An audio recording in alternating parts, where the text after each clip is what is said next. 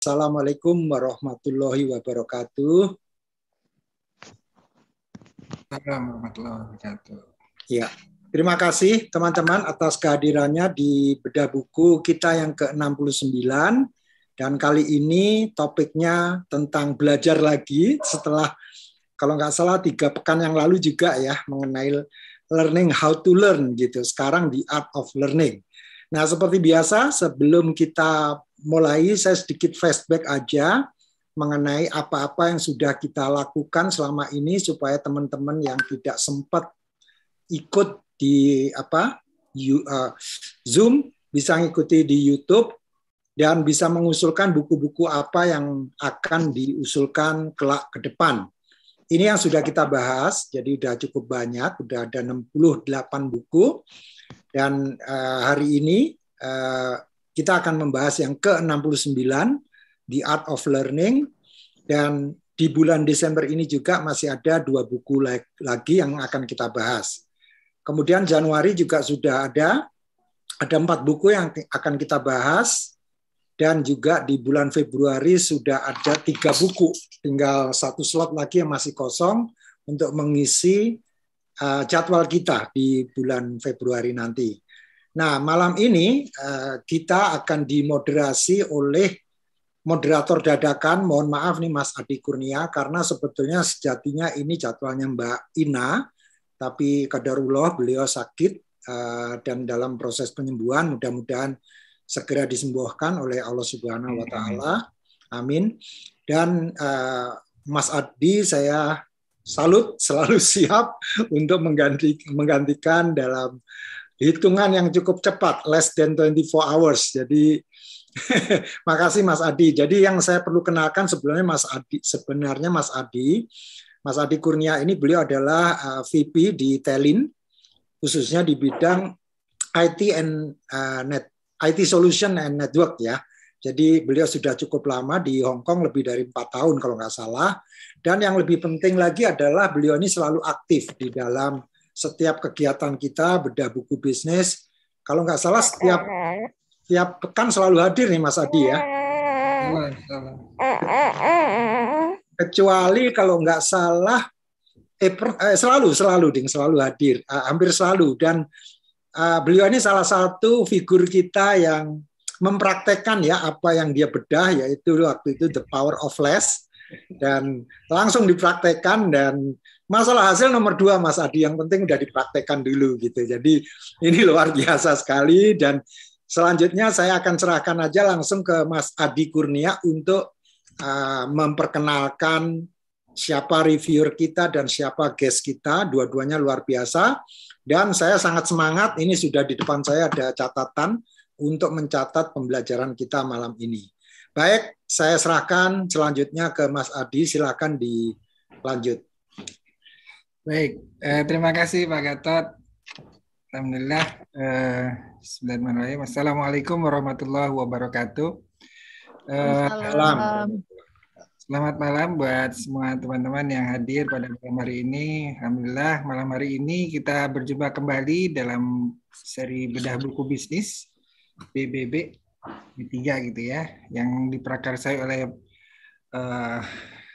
master kita, coach kita Pak Gatot, yang secara konsisten dan istiqomah menyelenggarakan bedah buku ini setiap minggunya, dan ini merupakan satu ajang silaturahmi dan ajang berbagi ilmu, ajang sharing, dan juga diskusi berbagai macam topik, buku-buku yang terkait dengan bisnis, dan tidak melulu bisnis juga, banyak sekali buku-buku yang terkait dengan personality, juga tentang how to improve ourselves juga dibedah di dalam seri buku ini. Dan alhamdulillah dari hari ke hari jumlah peserta dan peminat yang berdiskusi dalam forum ini sangat luar biasa, selalu antusias, dan kadang ada meeting after the meeting gitu ya. jadi setelah di close meeting masih ada meeting lanjutan untuk menuntaskan yang masih kurang srek gitu ya, kurang jeng gitu ya. Alhamdulillah, terima kasih Pak Adot sudah menghost kami semua, dan mudah-mudahan niat ikhlas, niat tulus Bapak untuk menyelenggarakan acara ini bisa menjadi amal jariah buat Bapak kemudian hari. Amin. Amin. Amin. Alhamdulillah malam hari ini kita sampai ke seri yang ke-69 ya. Sesi yang ke-69, satu seri yang tidak sedikit, kalau 100 itu berarti lebih dari 50. Dan malam ini kita membahas satu buku yang ditulis oleh Josh Waitzkin. Ini susah nih, kayaknya ini orang-orang daerah Rusia nih, Waitzkin dari Polandia gitu ya. Yang dengan judul The Art of Learning, An Inner Journey to Optimal Performance. Ini diterbitkan tahun 2008. Dan ini secara ringkas buku ini sangat menarik sekali karena Waitzkin ini menceritakan kisahnya yang luar biasa tentang pencapaian pribadi dan berbagi prinsip-prinsip pembelajaran dan kinerja yang telah mendorongnya ke puncak prestasi sampai 2 kali. Cuma yang menarik adalah bahwa beliau puncak prestasi yang pertama adalah sebagai juara catur, karena memang sejak kecil senang bermain catur, dan puncak prestasi kedua juara martial art, Tai Chi kalau nggak salah ini ya. Jadi ilmu bela diri. Jadi sebuah prestasi di 2 bidang yang berbeda. Yang satunya menggunakan pikiran, yang satunya menggunakan fisik, tapi bisa mencapai tingkat suksesnya. Dari pengalamannya itu mencapai sukses 2 kali seperti itu, beliau menulis gimana lesson learn yang didapatkan dari itu. Gimana, seperti apa prinsip-prinsipnya, nanti kita akan dibedah oleh Kang Arif Setiawan yang malam hari ini berperan sebagai reviewer. Terima kasih Kang Arif sudah hadir dan sudah mau siap untuk mereview. Kang Arif ini sudah yang kesekian kalinya ya membedah buku, dan malam hari ini akan membedah buku The Art of Learning, dan Kang Arif adalah co-founder dan chief dimension of Workout Co-working Space pada sekarang. Namun sebenarnya banyak sekali perjalanan karir beliau di berbagai bentuk bisnis, dan salah satunya dia pernah sebagai Head of Entrepreneurship Program di Min.Air Uno Foundation di tahun 2013, dan beliau lulusan ITB tahun 2005, dan sekarang aktif sebagai workout di Workout Co-working Space.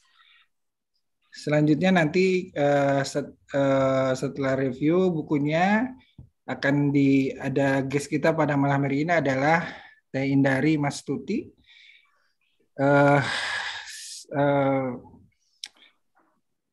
Teh Indari ini adalah lulusan dari Universitas Pasundan Bandung dan sangat aktif dalam menulis dan juga membuat buku. Saya sangat kagum sekali dengan aktivitas beliau ini karena sudah banyak sekali buku yang ditulis, dan sekarang adalah sebagai CEO dari Inscript Corporation sejak tahun 2007, dan sekarang fokus juga sebagai penulis buku biografi.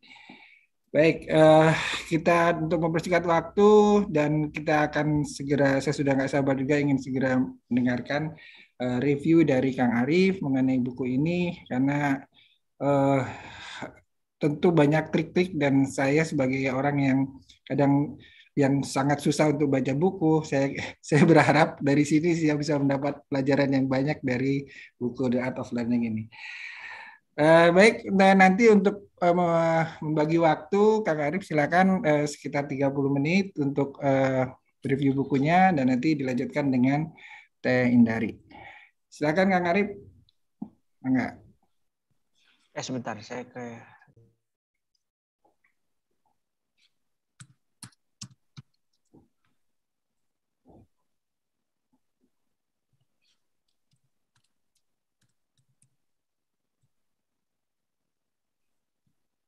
Masih mute ya? Iya, bentar. Itu lagi siap.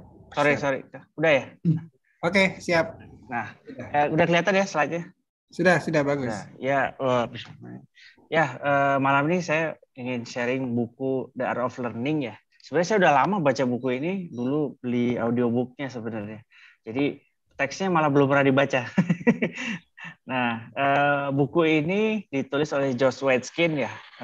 Ini kita cerita dulu sedikit lah tentang beliau. Siapa itu Josh Waitzkin? Dia itu, saya pertama kali dengar nama beliau justru dari presentasinya Carol Dweck, ya pengarang buku Mindset, growth fix versus growth mindset. Nah, jadi beliau ini ternyata memakai pola pikir growth mindsetnya Carol Dweck. Nah, bagi yang pengen nonton film, ini sebenarnya kisah hidup beliau di masa kecilnya itu udah dibuat film layar lebar Hollywood ya, judulnya Searching for Bobby Fischer. Judul filmnya itu berdasarkan buku yang ditulis oleh ayahnya. Jadi Bobby Fischer itu kalau nggak salah juara catur ya, yang kemudian menghilang. Dan di sini di film itu diceritakan bagaimana kesehariannya Josh Waitzkin yang kemudian akhirnya di akhir film itu bisa mengalahkan arch rivalnya lah ya, orang yang selama ini paling ditakuti tapi umurnya masih muda, itu umur berapa ya, masih level SD deh. Nah, tapi kalau kisah selanjutnya yang tidak ada di film. Nah, dia tuh juara catur US Junior Chess Champion tahun 93-94, kemudian nanti di umur 20-an dia jadi Tai Chi World Cup Champion di Taiwan. Dan sekarang tuh dia punya black belt Brazilian Jiu-Jitsu. Nah, tadi saya juga nonton YouTube, beliau sekarang belajar surfing. Udah lain lagi yang dipelajarinya. Gitu. Jadi ada real learner ya. Nah, buku ini beda sama buku Learning How to Learn ya. Ini bukan buku how to. Jadi jujur aja waktu saya beli buku ini mungkin agak sedikit kecewa karena tidak ada pointer. Jadi how to-nya itu nggak ada. Jadi ini tuh kayak buku biografi aja dari dia kecil segala macam. Nah, cuma nanti di akhir-akhir sebuah event itu nanti dia baru cerita apa pelajarannya. Kemarin saya sempat cerita ke Pak Gatot. Pak Gatot kalau mau diceritain semua lama banget nih. Nah, cukup 30 menit. Nah, jadi di buku ini tidak ada how to. Jadi saya mencarikan berdasarkan apa yang saya baca dan apa yang menarik buat saya. Jadi mungkin nanti teman-teman bisa nambah pointer dari reviewer lain. Terus kemudian buku ini cocoknya untuk orang yang pengen jadi the best of the best. Jadi bukan dari pemula jadi ya jago dikit gitu. Nah, buku ini nggak cocok karena dia akan ngajarin tuntutan-tuntutan yang sangat tinggi gitu. Nah, ada satu reviewer di YouTube saya nonton, dia menyarankan harusnya buku ini judulnya bukan The Art of Learning, tapi The Art of Mastery gitu. Jadi bagaimana kita itu dari nggak bisa jadi ahli atau jadi profesional atau jadi master gitu. Nah, ini buku ini tentang jadi nanti pointersnya nggak akan sebanyak learn how to learn. Ya, kita lanjut. Nah, di sini ada 3 ya learning principle-nya. Learning principle pertama adalah master the fundamentals. Maksudnya kuasai dasarnya. Nah, di sini ada cerita saat dia menguasai catur, itu pertama kali yang dia disuruh pelajari adalah gerakan tiap pieces atau bahasa Indonesianya apa ya. Jadi di awal itu dia hanya belajar di papannya itu hanya ada pion sama keraja. Udah, itu gerakannya itu harus sampai dikuasai. Jadi dikasih gurunya itu lawannya cuma cuma raja lagi. Ya udah, sampai dia kuasai gerakan pion dan raja sampai udah di luar kepala lah. Kemudian ditambahin kuasai gerakan kuda ya, atau kalau bahasa Inggrisnya knights. Nah, itu dikuasai sampai benar-benar sudah di luar kepala, baru kemudian belajar lagi gerakan pieces yang lain. Dan jadi satu persatu benar-benar dikuasai sampai baru kemudian dia belajar strategi atau belajar trik kalau bahasa Indonesia. Nah, makanya ada istilahnya di sini go slow to go fast. Jadi jujur waktu saya pertama kali baca buku ini sebenarnya poin ini aja yang saya tangkap ya dari bukunya itu, karena ini pointernya dalam banget buat saya. Jadi kadang-kadang kita itu kalau belajar sesuatu kita tuh langsung belajar trik. Contoh ya, kalau saya belajar online marketing gitu ya, Facebook iklan Facebook misalnya, Facebook Ads, itu biasanya kalau kita ikut training yang harganya 10 juta semacam, itu dia langsung ngajarin trik. Pokoknya settingnya begini, targetingnya begini, udah jalan. Sehingga pas momennya berubah, atau mungkin nggak usah jauh-jauh, 3 bulan aja berjalan, itu strategi itu biasanya sudah nggak kepakai lagi karena marketnya udah berubah, ya perilaku orang udah berubah, sehingga akhirnya iklannya jadi malah rugi gitu.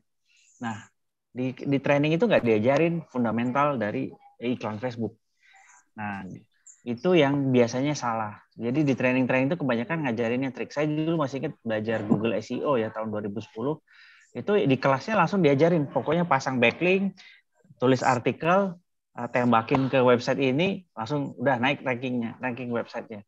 Tapi pas Google ganti algoritma, langsung kerontok tuh ranking website yang saya kerjain.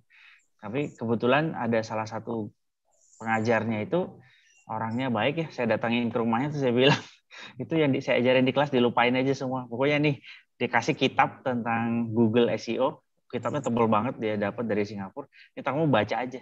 Pokoknya ini aturan dan apa ya, do and don'ts-nya, aturan cara naikin ranking di Google. Jadi aturannya boleh nggak boleh, TOS-nya, term of agreement-nya itu semua di situ harus dibaca satu-satu. Terus bagaimana pola pikir Google itu harus saya baca semua. Nah, sehingga nanti pas saya main trik atau cari strategi naikin ranking, itu saya tidak akan melanggar TOS yang dibuat Google. Sehingga akhirnya waktu Google update algoritma, itu saya nggak akan jatuh websitenya. Jalan aja terus gitu. Itu salah satu pengalaman saya belajar Google SEO. Nah itu ya, jadi kalau kita belajar di training biasanya itu langsung ke strategi. Jadi go slow to go fast. Nah ini contoh lain ya, kemarin saya mau ngajarin anak saya kan matematika. Kemudian saya nanya ke teman yang kebetulan dia alumni teknik industri 2000 ya, gimana cara dia ngajarin anaknya matematika. Terus dia cuma bilang gini, pokoknya di drill aja masalah tambah, kurang, kali, bagi. Jadi itu fundamentalnya matematika. Jadi si anak itu harus sampai paham banget apa maknanya tambah, apa maknanya kurang, apa maknanya kali, apa maknanya bagi. Itu udah harus paham prakteknya di dunia nyata itu seperti apa. Nah baru bisa belajar yang lain. Kalau fundamentalnya kuat, itu insya Allah yang lain katanya gampang. Nah gitu. Jadi belajar sesuatu itu kuasai fundamental. Nah ini ya, fokus on the core component. Jadi kalau tadi chess itu, kalau catur ya core komponennya gerak-gerik si pieces di boardnya. Dan jangan fokus sama strategi. Strategi bisa berubah soalnya. Jadi hari ini misalnya kita jualan di Facebook gitu ya. Besok-besok di Instagram. Hari ini udah di TikTok, udah berubah lagi strateginya. Nah jadi strategi selalu berubah. Tapi kalau ngerti fundamental, insya Allah kita bisa ngikutin tanpa harus ikut training lagi. Jadi kita ikut training justru untuk belajar fundamentalnya TikTok itu apa sih menariknya TikTok ketimbang Instagram. Contoh ya kayak Instagram aja.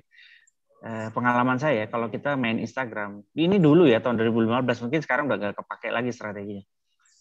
Kalau kita posting gambar sama kita posting grafis. It's 20 hours. Grafis pasti yang lebih banyak like itu foto gitu. Misalnya kita bikin poster ini nih, poster bedah buku, pakai gambar bukunya, pakai foto bukunya. Terus satu lagi pakai grafik kayak yang dikerjain Mbak Indara kan itu kan itu pakai grafik ya. Itu pasti like-nya lebih gede yang foto gitu. Kenapa? Karena sejarahnya Instagram lahir adalah dibuat untuk para fotografer untuk memamerkan karya-karya fotonya gitu. Jadi memang dari awal algoritmanya lebih senang ke foto gitu. Nah, begitu. Sehingga kalau kita paham itu kita bisa menyesuaikan strategi dengan core. Gitu. Nah, ini prinsip kedua. Prinsip kedua adalah stay true to your style. Nah, ini ada semacam kisah ya di bukunya. Ini kemudian saya pakai contoh fotonya Steve Jobs. Kenapa Steve Jobs? Karena Steve Jobs ini stylenya beda sendiri sama yang lain. Kalau yang lain mungkin presentasi pakai jas, pakai apa, dia pakai kaos. Terus kemudian cara berpikirnya juga beda. Nah, kalau di bukunya diceritain Josh Waitzkin itu dulu banyak main catur itu di taman di taman di tengah kota New York itu kan tiap pagi itu ada biasanya orang-orang yang suka main catur. Apa nama tamannya? Central Park. Nah, kalau di filmnya itu ada di highlight. Jadi dia belajar dari orang-orang jalanan. Sehingga strategi mereka itu banyak dia serap ya. Strategi orang jalan itu biasanya adalah dari awal nyerang. Ya apa ya istilahnya disebutnya rapid attack. Jadi nyerang sampai lawannya kalah langkah gitu. Nah, kemudian suatu hari setelah dia jadi juara, dia itu belajar ke seorang grandmaster. Nah, dan dan dia pengen nurut sama grandmaster. Jadi si grandmasternya ngajarin bahwa kalau cara mainnya jangan langsung diserang, tapi dikepung ya. Jadi bikin gerakan-gerakan yang membingungkan, akhirnya musuh terkepung, baru kemudian dicekik lah kasarnya gitu ya. Dan akhirnya dia berusaha pakai trik itu. Cuma gara-gara pakai trik itu ternyata akhirnya Joshua Waitzkin jadi nggak suka lagi sama catur. Jadi hilang rasa cintanya terhadap catur. Akhirnya dia nggak mau main lagi. Gitu. Nah itu makanya akhirnya poin ini keluar gitu di buku itu ya, bahwa kita harus sesuai dengan gaya kita. Dan tiap orang tuh gayanya pasti beda. Gaya belajar tiap orang tuh pasti beda. Contoh kayak saya ya, saya lebih suka audiobook sebenarnya ketimbang baca buku. Dari tahun berapa ya saya kenal audiobook itu, dulu masih download bajakan tuh di torrent. Saya masih ingat ya, teman-teman saya tuh suka nasihatin saya, kenapa sih kalau kemana-mana naik mobil, kenapa nggak naik motor? Saya bilang gini, naik motor memang lebih cepat gitu, memang lebih cepat, mungkin hemat 20 menit 30 menit. Tapi selama saya naik motor saya nggak ngapa-ngapain gitu. Tapi kalau saya naik mobil mungkin lebih lambat, tapi saya dapat lah 2 bab 3 bab buku tuh saya dapat gitu. Nah jadi saya akhirnya mending naik mobil walaupun macet tapi saya dapat bukunya gitu loh. Jadi waktu saya lebih berharga ketimbang saya naik motor tapi lebih cepat. Nah gitu, itu ada. Jadi tiap orang pasti punya strategi belajarnya. Ada yang lebih suka baca buku, ada yang lebih suka pakai Kindle, ada yang lebih suka dibacain, ada yang lebih suka justru ngobrol sama orang. Gitu. Nah itu diikutin aja, natural style-nya diikutin, jangan dipaksain berubah, jangan maksa. Nah itu ya, there is no right way to mastery, tapi there is the wrong way, yaitu not being true to yourself. Itu pesan bukunya. Nah ini learning nomor 3 ya, ini yang buat saya baru ketahuan setelah saya baca bukunya lagi nih, pas kemarin dapat jatah, saya baca bukunya lagi, tapi audible-nya juga sih, bukan teksnya. Invest in a loss, maksudnya apa? Jadi karena si Joshua Waitzkin ini kan bercerita tentang belajar di lapangan ya, belajar catur sama belajar Tai Chi Chuan. Itu kan belajarnya di lapangan ya, bukan di kelas. Sehingga memang akhirnya lebih banyak belajar itu dari kalah. Dari kekalahan demi kekalahan itu dia malah belajar, bukan seperti di kelas. Nah, jadi ini ada quote dari Michael Jordan ya. To learn to succeed, you must first learn to fail. Ini Michael Jordan banget ini. Ini ada quote dari Michael Jordan yang pernah jadi iklan, jadi iklan Nike ini kalau pernah lihat. Saya gagal melakukan tembakan 9.000 kali dalam karirnya, dan gara-gara itu kalah 300 pertandingan. Tapi saya gagal dan gagal lagi dalam hidup saya, tapi itulah yang menyebabkan saya sukses gitu. Nah, jadi ini prinsip yang memang tidak diajarkan di sekolah ya. Kalau di sekolah kita gagal sekali langsung dimarahin guru gitu. Makanya saya bikin gambar ini. Itu buat saya ini juga suatu hal yang waktu pertama saya baca buku ini tahun berapa ya itu ya, tahun 2005 atau 2006 ya, itu mind blowing ya, karena selama ini saya takut mencoba gitu, karena takut gagal gitu. Nah, masalahnya di dunia bisnis itu kegagalan itu justru penting gitu. Saya masih ingat dulu ketemu siapa ya, ada seorang pengusaha di sebuah seminar, terus saya waktu itu umurnya 26 ya. Saya bilang, Pak, saya udah gagal ini, saya nggak pernah berhasil. Waktu itu ya, terus dia bilang gini, oh udah bagus kamu udah 26 gagal melulu gitu. Kalau saya dulu baru 28 baru mulai kata dia gitu. Wah, itu saya terkaget gitu. Karena di sekolah justru orang kayak saya ini jelek banget gitu. Orang yang kayak saya ini justru dicap a bad student gitu. Tapi justru di dunia bisnis dan ternyata di dunia olahraga dan dunia lain, justru saya dicap bagus gitu, karena pengalaman jam terbangnya udah banyak, dan belajar dari pengalaman tuh jauh lebih berharga ketimbang belajar. Jadi yang menarik kalau kita di sekolah itu tuh kan belajarnya teorinya dulu ya, guru ngajarin teori terus kemudian ngasih contoh soal, ya kan? Nanti dari ujian cuma variasi dari contoh soal kan gitu. Nah, kalau di dunia nyata, kalau mungkin ada teman-teman yang pernah nyoba belajar kungfu ya. Kalau belajar kungfu itu pertama datang itu langsung disuruh coba mukul gitu. Disuruh berapa kali mukul, nanti baru kemudian dikoreksi sama gurunya gitu. Oh, itu salah, ini salah, ini salah, ini salah. Jadi belajar dulu, nyoba dulu baru belajar teorinya gitu. Nah, itulah cara belajar yang berbeda banget antara dunia nyata sama sekolah. Nah, mungkin ini kita bisa diskusi karena poin ceritanya sebenarnya panjang ya. Jadi ada cerita tentang dia sama pacarnya segala macam, tapi esensinya sih sebenarnya di 3 poin ini sih yang saya rasakan ya. Nah, jadi harus mau mencoba, harus mau gagal, dan yang poin pertama tadi yang menurut saya paling penting ya. Contoh kayak saya orang marketing ya, marketing online. Kebanyakan orang marketing online itu dia belajarnya cuma teknik jualan online-nya, Facebook Ads, Tokopedia, marketplace ya, Shopee, terus apa lagi, Instagram, TikTok, YouTube. Tapi dia nggak pernah invest untuk belajar teori marketing atau marketing offline. Dia nggak pernah belajar tuh. Branding baru mau sekarang, copywriting baru belajar setelah iklannya boncos terus. Baru dia belajar. Tapi dia nggak pernah belajar apa sih itu marketing sebenarnya, apa sih esensi dari marketing, ngapain sih tugasnya marketing. Nah, itu dia biasanya nggak pernah belajar. Sehingga akhirnya sibuk mencari the next trick, the next strategy, winning strategy. Jadi sibuk yang dioprek-oprek itu strategi. Saya kasih contoh pengalaman ya. Ada sebuah perusahaan, dia punya software yang harus dijual ke klien dan biasanya kliennya perusahaan besar. Nah, dia datang ke seorang internet marketer, ya internet marketernya bilang, ya coba iklan Facebook. Nah, disuruh gini, dia cobain, budget 20 juta hilang tuh duitnya, habis, nggak ada hasilnya. Terus suatu hari dia cerita ke saya kan, dia gagal gini-gini pakai Facebook Ads. Saya bilang, lihat dong iklannya. Pas saya lihat, ya satu, ternyata dia salah cara nulis iklannya. Kedua, sepertinya marketnya emang nggak ada di Facebook ya. Dia software-nya banyak dipakai perusahaan besar. Kenapa nggak main di tempat lain gitu? Contohnya LinkedIn gitu, atau coba Google. Tapi kurang paham saya apakah Google cocok. Tapi kalau saya sih feeling saya lebih cocok di LinkedIn harusnya. Nah, tapi gini, biasanya orang yang cuma ngertinya Facebook Ads, ya dia akan paksa supaya iklan di Facebook terus sampai dapat. Padahal ya nggak kayak gitu cara berpikir yang harusnya. Kalau dia ngerti marketing, ya marketnya ada di mana. Dia kan marketing itu kan fundamentalnya adalah paham dulu apa itu pasar kan. Pasar itu di mana dan bagaimana ciri-cirinya, baru kita bisa jualan. Alhamdulillah cuma butuh 17 menit presentasi saya. Segitu saja Pak Gatot, Pak Adi. Terima kasih. Assalamualaikum warahmatullahi wabarakatuh. Waalaikumsalam warahmatullahi wabarakatuh. Wah, keren. Ternyata bisa disimpulkan dengan 3 prinsip yang sangat luar biasa ya. Jadi fundamental, be yourself, and jangan takut gagal. Nah, justru dengan kegagalan itulah kita dapat pelajarannya.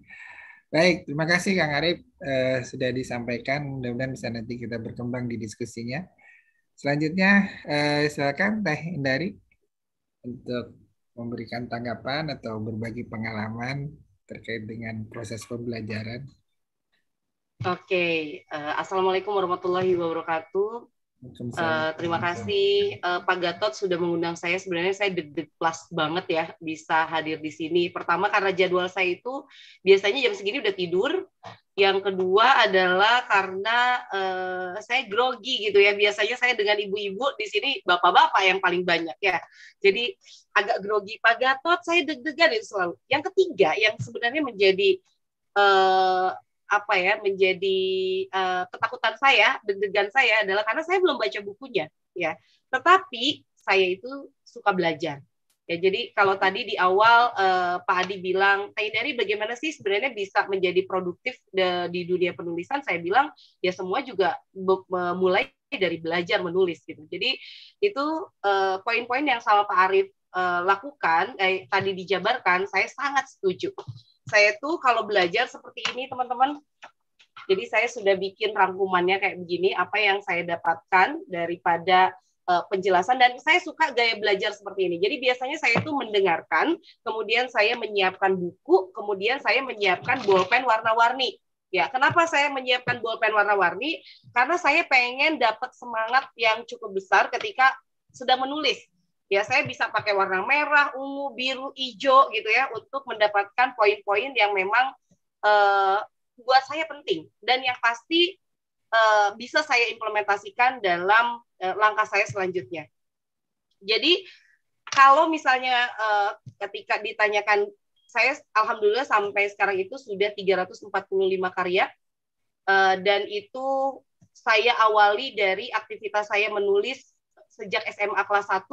Saya kemudian terbit di majalah Gadis, tapi orang sering lihat 345 karyanya. Mereka tidak melihat bagaimana saya berjuang untuk sampai di ranah ini. Karena kalau kita ngomongin tentang era media sosial, saya yakin media sosial itu baru nge-boom sekarang-sekarang.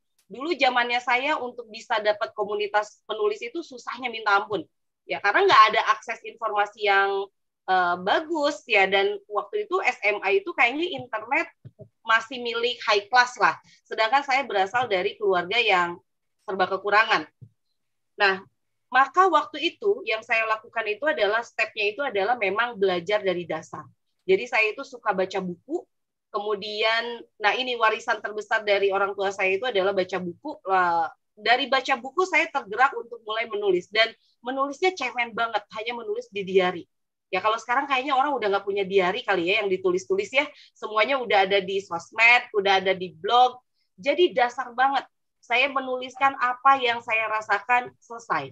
Tapi saya lakukan berulang kali, berkali-kali, terus-menerus, konsisten, gitu kan, sehingga akhirnya menemukan ini yang gue banget. Saya pernah dengar salah satu teman saya mengatakan seperti ini, bagaimana sih kita bisa menemukan karakter penulisan yang paling pas untuk kita, apakah boleh kita mencontek orang lain gitu. Ya, dulu saya suka banget dengan baca buku lupus ya. Saya pengen nyontek banget ya, lupus itu kayak gitu, kok seru gitu ya kalau bikin tulisan. Kata teman saya, boleh contek gitu kan. Sementara boleh mencontek, lakukan terus sampai kamu menemukan gayamu.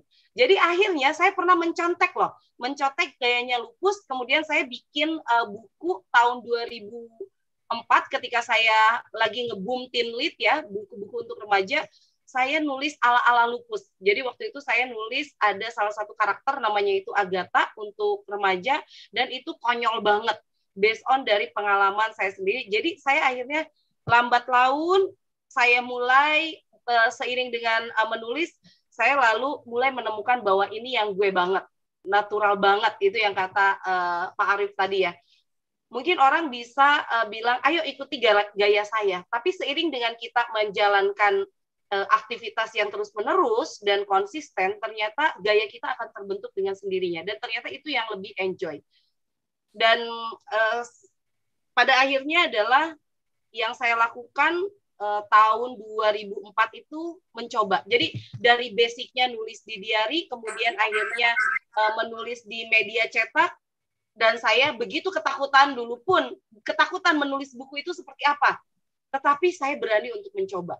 Ya, karena saya menemukan satu teman yang dia bilang menulis buku itu ya hanya tinggal menuliskan pengalamanmu, dan itu tulisan buku pertama yang saya tulis itu adalah pengalaman putus cinta. Ya, itu dibuat dalam sebuah novel, dan pemimpin redaksinya membolehkan, boleh nggak aku lagi putus cinta nih, aku pengen ceritain, tapi ya agak difiksiin sih, ya nggak apa-apa gitu, sepanjang bahwa kamu mulai merasakan pengalaman baru dari seorang penulis artikel, penulis cerpen, kemudian kamu naik kelas menjadi penulis buku, penulis novel. Ya udah, saya coba. Ya, tapi setelah itu nemuin juga kegagalan. Itu saya muncul juga di penerbit akhirnya dengan buku itu, dan sama gagalnya itu ada, bukan gagal ya sebetulnya, bisa dibilang tulisan saya itu kata editornya itu berdarah-darah banget di editnya.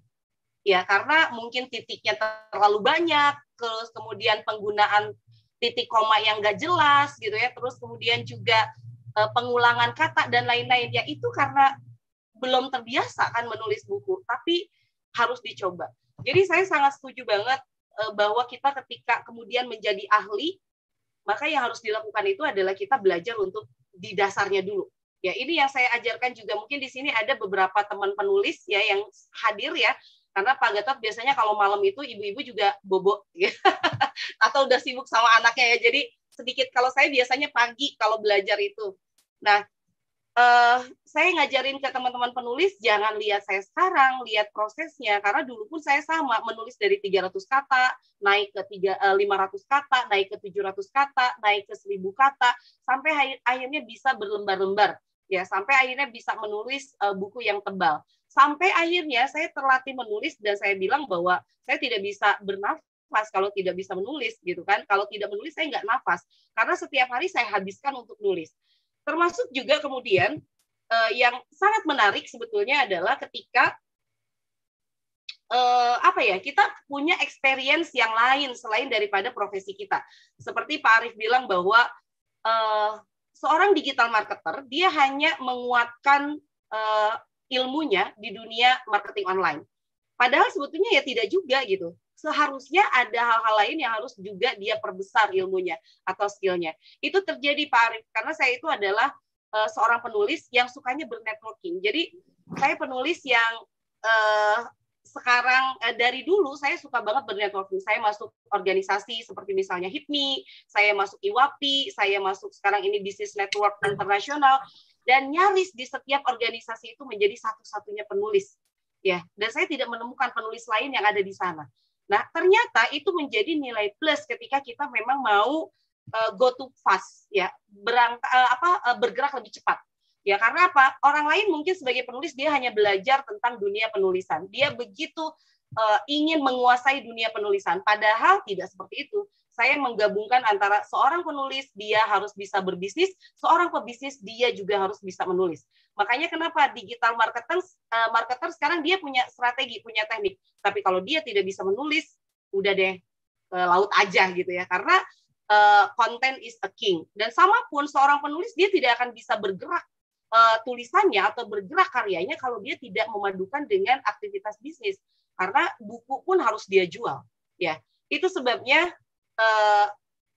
go slow to go fast itu saya setuju banget ya, karena saya mengalami, saya ditolak berkali-kali. Saya itu dulu pertama kali nulis, saya bikin buku itu, saya ditawarkan oleh salah satu penerbit, tapi saya karena tidak tahu dulu itu etika penerbitan itu tidak boleh mengajukan satu naskah kepada beberapa penerbit. Saya tidak tahu dulu. Ya, jadi saya terbitkan, berikan ke satu penerbit A, kemudian ke penerbit B. Ternyata yang penerbit B itu adalah penerbit besar, itu menolak, penerbit A itu menerbitkan. Itu adalah penerbit yang sangat kecil. It's okay gitu. Kita jangan tiba-tiba pengen ke penerbit Gramedia publisher gitu kan, karena mereka juga punya standarisasi yang sangat tinggi gitu. Sedangkan saya sendiri adalah penulis baru, maka saya waktu itu diterbitkan di penerbit lokal. Tapi tipikal saya yang cerewet, suka ngomong dan eksis banget. Itu saya bilang ke penerbit yang menolak saya, nggak apa-apa, aku udah diterbitkan kok. Nanti kalau misalnya aku bedah buku ya, aku pengen Bapak, waktu itu saya masih ingat Pak Dani dari Grasindo, hadir ya di bedah buku saya itu tahun 2004, saya dibedah bukunya. Karena saking ekstrovertnya, yang hadir waktu itu juga cukup banyak, dan penerbit yang pernah nolak saya ikut hadir. Dia pengen lihat ini penulis siapa. Dan pada akhirnya saat itu saya dilamar oleh penerbit Grasindo dan langsung menerbitkan 3 buku di sana. Karena dia melihat add value dari penulis ini adalah dia capetang gitu kan, ngomong wae gitu kan, dia mau bedah buku, dia aktif. Nah, itu menjadi salah satu add value yang saya berikan kepada penerbit. Tapi semuanya dimulai dari dasar. Itu memang benar-benar belajar banget. Ditolak penerbit, saya pernah ditolak sama penerbit Mizan, tapi kemudian saya menjadi penulisnya juga, dan kemudian berpartner dengan penerbit Mizan, dan saya juga pertama kalinya mendapatkan order menulis buku biografi malah dari penerbit Mizan, penerbit pertama yang menolak saya. Ya, kemudian menjadi penulis juga di Kompas Gramedia, penerbit juga yang pernah menolak saya. Jadi penerbit yang pernah nolakin itu, pada akhirnya mereka melamar untuk kemudian saya menjadi penulis mereka, dan akhirnya kami berpartner, apalagi setelah tahun 2007 saya mengokohkan diri bahwa saya akan berbisnis di dunia jasa penulisan, dan saya sudah melatih ibu-ibu yang lainnya untuk mulai produktif dari dunia penulisan. Jadi gagal, ya saya terima gagalnya. Kemudian saya mencapai sesuatu, ya saya syukuri. Itu sebagai salah satu tempat saya belajar. Nah, yang saya dapatkan dari setiap pembelajaran itu pada akhirnya adalah saya akan belajar dengan sungguh-sungguh, saya dengarkan, kemudian saya tuliskan, kemudian saya biasanya akan implementasikan pada bisnis yang saya jalankan. Kira-kira ini cocoknya apa ya untuk bisnis yang saya jalankan sekarang. Dan ternyata pembelajaran itulah yang membuat sampai sekarang saya masih sustain di dunia jasa penulisan. Kayaknya itu ya. Kayaknya saya lebih banyak cerita diri saya deh ya. Oke, terima kasih Pak Gatot. Iya, memang harus banyak cerita. Baik, terima kasih nih. Aduh, sangat menginspirasi sekali nih Teh Endari nih. Baik, itu tadi. Jadi memang ternyata 3 prinsip yang tadi disampaikan Kang Arif itu sederhana tapi implemented ya Kang Arif ya. Jadi bisa kita jadikan jadi fundamental. Jadi harus belajar itu jangan langsung istilahnya kalau belajar dari dasar yang kuat sehingga ketika nanti berkembang triknya bisa kita kembangkan sendiri. Terus bisa berusaha menjadi diri kita sendiri tadi gitu ya, be yourself. Dan tadi harus berani gagal karena kalau nggak berani gagal, nggak berani melangkah, nggak pernah ada tahu kita berkembangnya seperti apa gitu. Baik, ini yang sudah disampaikan. Terima kasih Teh Endari. Dan selanjutnya saya persilakan kepada teman-teman, pada para yang hadir untuk menyampaikan, mungkin mau sharing atau mungkin ada yang ingin menggali lebih banyak dari bukunya atau ada yang terinspirasi untuk jadi penulis, bisa langsung eksplor di Teh Endari ini sudah menyempatkan malam hari ini. Yang biasanya pagi, sekarang malam nih, sudah harus kesempatan yang sangat langka ini bisa bersama Teh Endari ini. Baik, Kang Denny mangga, silakan, sudah nge-raise hand. Makasih Pak Adi. Mohon izin Pak Gatot. Ini menarik ya sebenarnya, The Art of Learning ya ceritanya. Ternyata fokusnya di 3 itu ya. Cuma kayaknya kalau saya lihat lagi dari ceritanya, apalagi dia kan mastering di beberapa seni bela diri ya.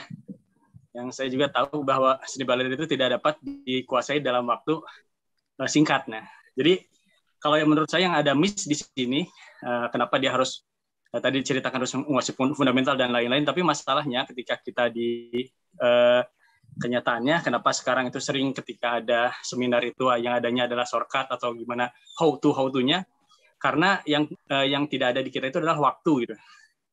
Nah ini yang susah. Ya, kalau kita bilang mastering di beberapa bela diri, terus terang itu take a time gitu. Jadi saya juga ngalamin hal-hal tersebut tuh. Jadi biasanya yang mereka tidak katakan adalah saya punya waktu. Nah, ini juga yang saya dapatkan dari beberapa, mungkin kalau kita pernah baca bukunya 4-Hour Workweek ya, yang Tim Ferriss ya. Jadi dia itu kenapa dia bisa sampai mastering di beberapa bela diri juga, ceritanya sama tuh. Kemudian dia mastering di beberapa bahasa. Jadi dia itu meluangkan waktunya gimana supaya dia itu bisa punya waktu untuk belajar gitu. Nah, gimana itu untuk belajar. Nah, ketika dia diceritanya di buku itu, makanya dia membuat hal-hal yang misalkan tidak perlu dia tangani, diserahkan ke outsourcing, orang India lah, orang mana. Jadi dia punya waktu banyak untuk jalan-jalan ke Spanyol, 3 minggu, belajar bahasa Spanyol. Kemudian dia belajarlah bela diri gitu kan, sampai dia mastering sampai black belt gitu kan, karena dia punya waktu. Nah ini juga yang mungkin kalau kita pernah dengar ceritanya Pak Dahlan ya, yang di profilnya Kang Arif tuh, Pak Dahlan juga kenapa sekarang bisa fluent bahasa Cina gitu, padahal itu bahasanya susah sekali, karena dia punya waktu dan punya dana untuk pergi ke Cina dan belajar setiap hari gitu. Soalnya mau beberapa bulan, itu take time banget gitu.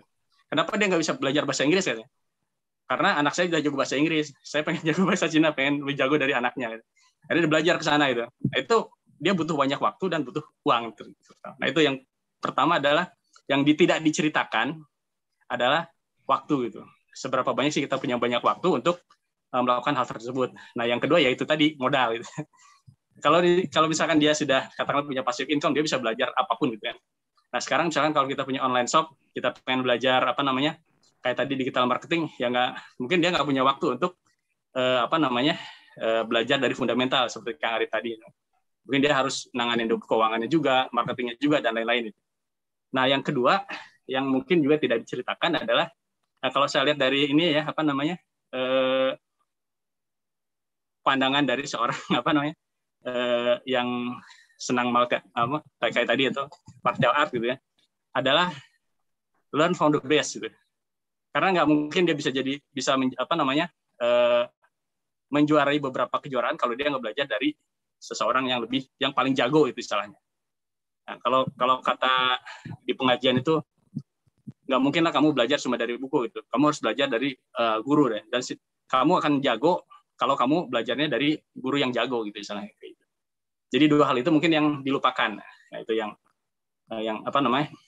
waktu, kemudian belajar dari guru yang tepat gitu. Atau kalau di istilah pengajiannya yang otoritatif gitu istilahnya. Atau mungkin kalau di istilah tadi itu yang martial itu ya harus dari learn from the best gitu. Yang kedua itu yang pertama. Nah, kemudian yang ingin saya tanyakan ini ke Mbak Indari juga. Ini menarik ini sebenarnya. Itu juga mungkin yang tadi tidak diceritakan oleh Mbak Indari gitu kan. Gimana sih sebenarnya sampai dapat bisa konsisten menulis sampai 340 buku. Nah, itu yang tidak diceritakan. Butuh waktu berapa lama sih? Pasti itu lama banget gitu kan. Kalau kita kan lihatnya, wah hebat banget. Padahal nggak tahu dia mungkin Ibu Indari itu di belakangnya berdarah-darah gitu untuk melakukan hal itu. Butuh berapa kali praktis gitu kan, pengulangan dan lain-lain. Nah, yang kedua dalam melatih penulisan itu ada nggak sih gurunya gitu kan? Nah, seperti itu ya. Mungkin itu aja Pak Adi. Terima kasih banyak. Ya, terima kasih Kang Nini. Jadi saya simpulkan tadi ada dua ini yang masukan ya. Kenapa? Apakah ada pertama faktor waktu dan kedua faktor guru. Nah, apakah dalam art of learning ini hal itu juga menjadi satu aspek yang menjadi bagian dari proses learning tadi. Silakan Kang Arif dulu mungkin bisa menyampaikan di bukunya apakah juga disampaikan? Karena tadi kok agak aneh juga ya, begitu dia belajar ke Grandmaster, jadi malah jadi ilfil ke catur lagi. Tapi dia waktu martial art kan pakai guru ya. Oke, silakan Kang Arif. Ya, benar. Dia kan sebenarnya dari awal dia punya guru ya, yaitu tadi pemain-pemain catur yang jalanan itu yang di Central Park. Itu awalnya guru-guru. Kalau di filmnya tuh dilihatin bahwa gurunya tuh mendampingi sampai turnamen final turnamen tuh dia dampingin guru yang dari Central Park itu. Kalau yang Grandmaster kalau nggak salah malah nggak dilihatin di filmnya. Jadi benar dia punya guru dan gurunya tuh ada banyak sih, ada beberapa. Dan memang penting punya guru karena guru tuh mengakselerate ya. Itu kayaknya bahasan yang menarik lagi tuh ada. Kemarin saya lagi ikut ini training pendidikan guru keluarga ya, itu keren banget ya. Pentingnya guru. Jadi kayak Bruce Lee ya. Bruce Lee hebat karena ada Ip Man kan, yang sekarang jadi film tuh IP Man. Bacanya ternyata Ip Man. Itu gurunya Bruce Lee gitu dan lebih tenar Bruce Lee ketimbang gurunya. Jadi penting ada guru. Nah, terkait kalau masalah tadi ya waktu. Ini sebenarnya diskusinya bisa panjang nih masalah waktu. Jadi memang gini. Kalau nggak salah tadi pagi apa kemarin ya, Mas Uum tuh pasang status tuh. Warren Buffett bilang gini, kita tuh cuma punya tiga yang berharga, waktu, ilmu, sama uang. Nah, kalau lagi miskin ya waktu kita sama ilmu kita dijual untuk dapat uang. Nah, tapi kalau udah kaya, waktu kita beli untuk dapat waktu gitu. Kalau udah punya uang ya uang kita dibeliin untuk dapat waktu. Nah, sekarang ya tinggal rumusnya kan berarti membeli waktu kan. Ya kita cari uang supaya bisa membeli waktu. Gimana caranya? Nah, kalau cara itu kan diskusinya beda lagi ya. Tapi mungkin saya jawabnya kalau Tim Ferriss itu benar ya. Dia memang mendelegasikan pekerjaan. Tapi kalau saya malah lebih ekstrim lagi ya. Gimana caranya supaya ya memang kita mengurangi pekerjaan gitu loh. Jadi Nah ini memang nanti diskusinya masalah peradaban ya, kenapa sekarang orang harus kuliah habis itu cari kerja untuk hidup gitu ya. Itu diskusinya bisa panjang tuh. Jadi sedangkan untuk orang dulu tuh nggak kayak gitu. Orang dulu ya hidup seperlunya dan punya banyak waktu. Nah itu diskusinya panjang. Tapi ya kalau untuk kita hidup hari ini ya yang kita harus cari adalah bagaimana caranya bisa membeli waktu. Yang menarik adalah mungkin ini saya cerita pengalaman aja ya. Saya nggak tahu bisa jadi pelajaran apa enggak, tapi saya itu kan baru senang baca buku tuh tingkat 2 ya, tingkat 2 kuliah. Itu karena waktu itu saya aktif di unit kebudayaan Jepang dan di situ ada anak elektro 99. Dia itu ya tampaknya kayaknya kurang meyakinkan ya sebagai anak pinter, tapi pas ngomong, waduh itu keluar semua tuh buku-buku barat yang dia baca. Dan waktu itu saya belum pernah baca buku sama sekali, bahasa Inggris pun enggak. Jadi saya terkagum-kagum dengan isi kepalanya gitu kan. Akhirnya saya dengan mindernya besok mencari buku gitu. Dan akhirnya saya pergi ke Gramedia dan buku yang saya beli itu adalah How to Be Like Mike. Cara jadi Michael Jordan. Kenapa? Karena saya suka basket. Nah, tapi yang saya kagum adalah ternyata isinya ini ya mind blowing karena saya baru tahu Michael Jordan itu bukan pemain terbaik dulunya. Dari sekolahnya juga memang bukan pemain terbaik, tapi dia selalu improving, selalu selalu menjadi lebih baik. Nah, ini kena banget dengan kisah hidup saya gitu. Saya tuh dulu di SMA juga nggak pernah ranking. Prestasi saya seumur hidup di dunia pendidikan cuma satu, yaitu masuk ITB. That's it. Nggak ada lagi yang lain. Nah, tapi itu hanya karena ada usaha untuk improve sama ada gurunya. Gitu sih. Nah, saya pengen cerita yang tadi saya mau cerita masalah uang membeli waktu ya. Jadi mungkin bulan Januari ya tahun ini kebetulan waktu itu ayah saya masuk UGD ya, masuk IGD Kedokteran Jantung. Terus saya tuh lagi bingung ini gimana cara bayarnya. Nah, terus tiba-tiba ada pengusaha gitu nelpon saya dari Jakarta, nelpon ngobrol sejam gitu kan. Terus dia bilang gini, saya tuh setiap kali ngobrol sama kamu, saya tuh dapat inspirasi banget gitu. Harusnya kamu tuh narif gitu. Kayak Renal Kasali kan sejam 40 juta. Kamu narif dong katanya gitu. Terus habis itu dia minta nomor rekening, dia transfer dari 50 juta. Nah, dengan gitu kan akhirnya kita bisa membeli waktu tuh. Nah, tapi yang dia beli apa sih? Yang dia beli sebenarnya adalah isi kepala saya dari hasil saya baca buku banyak, terus kemudian saya ramu dan saya kait-kaitkan antara satu buku dan buku yang lain. Dan ternyata itu termasuk karakter saya juga tuh. Kalau pakai Steven, saya itu kan insting ya. Insting tuh pandai merumus menyimpulkan. Ini nyambung sama ini nyambung sama ayat ini, nanti nyambung lagi ke sini. Nah, itu yang ternyata banyak orang butuh ya. Nah, jadi kalau kita banyak baca buku, tapi bukan hanya sekedar dapat knowledge-nya ya, tapi kita bisa menyimpulkan gitu loh.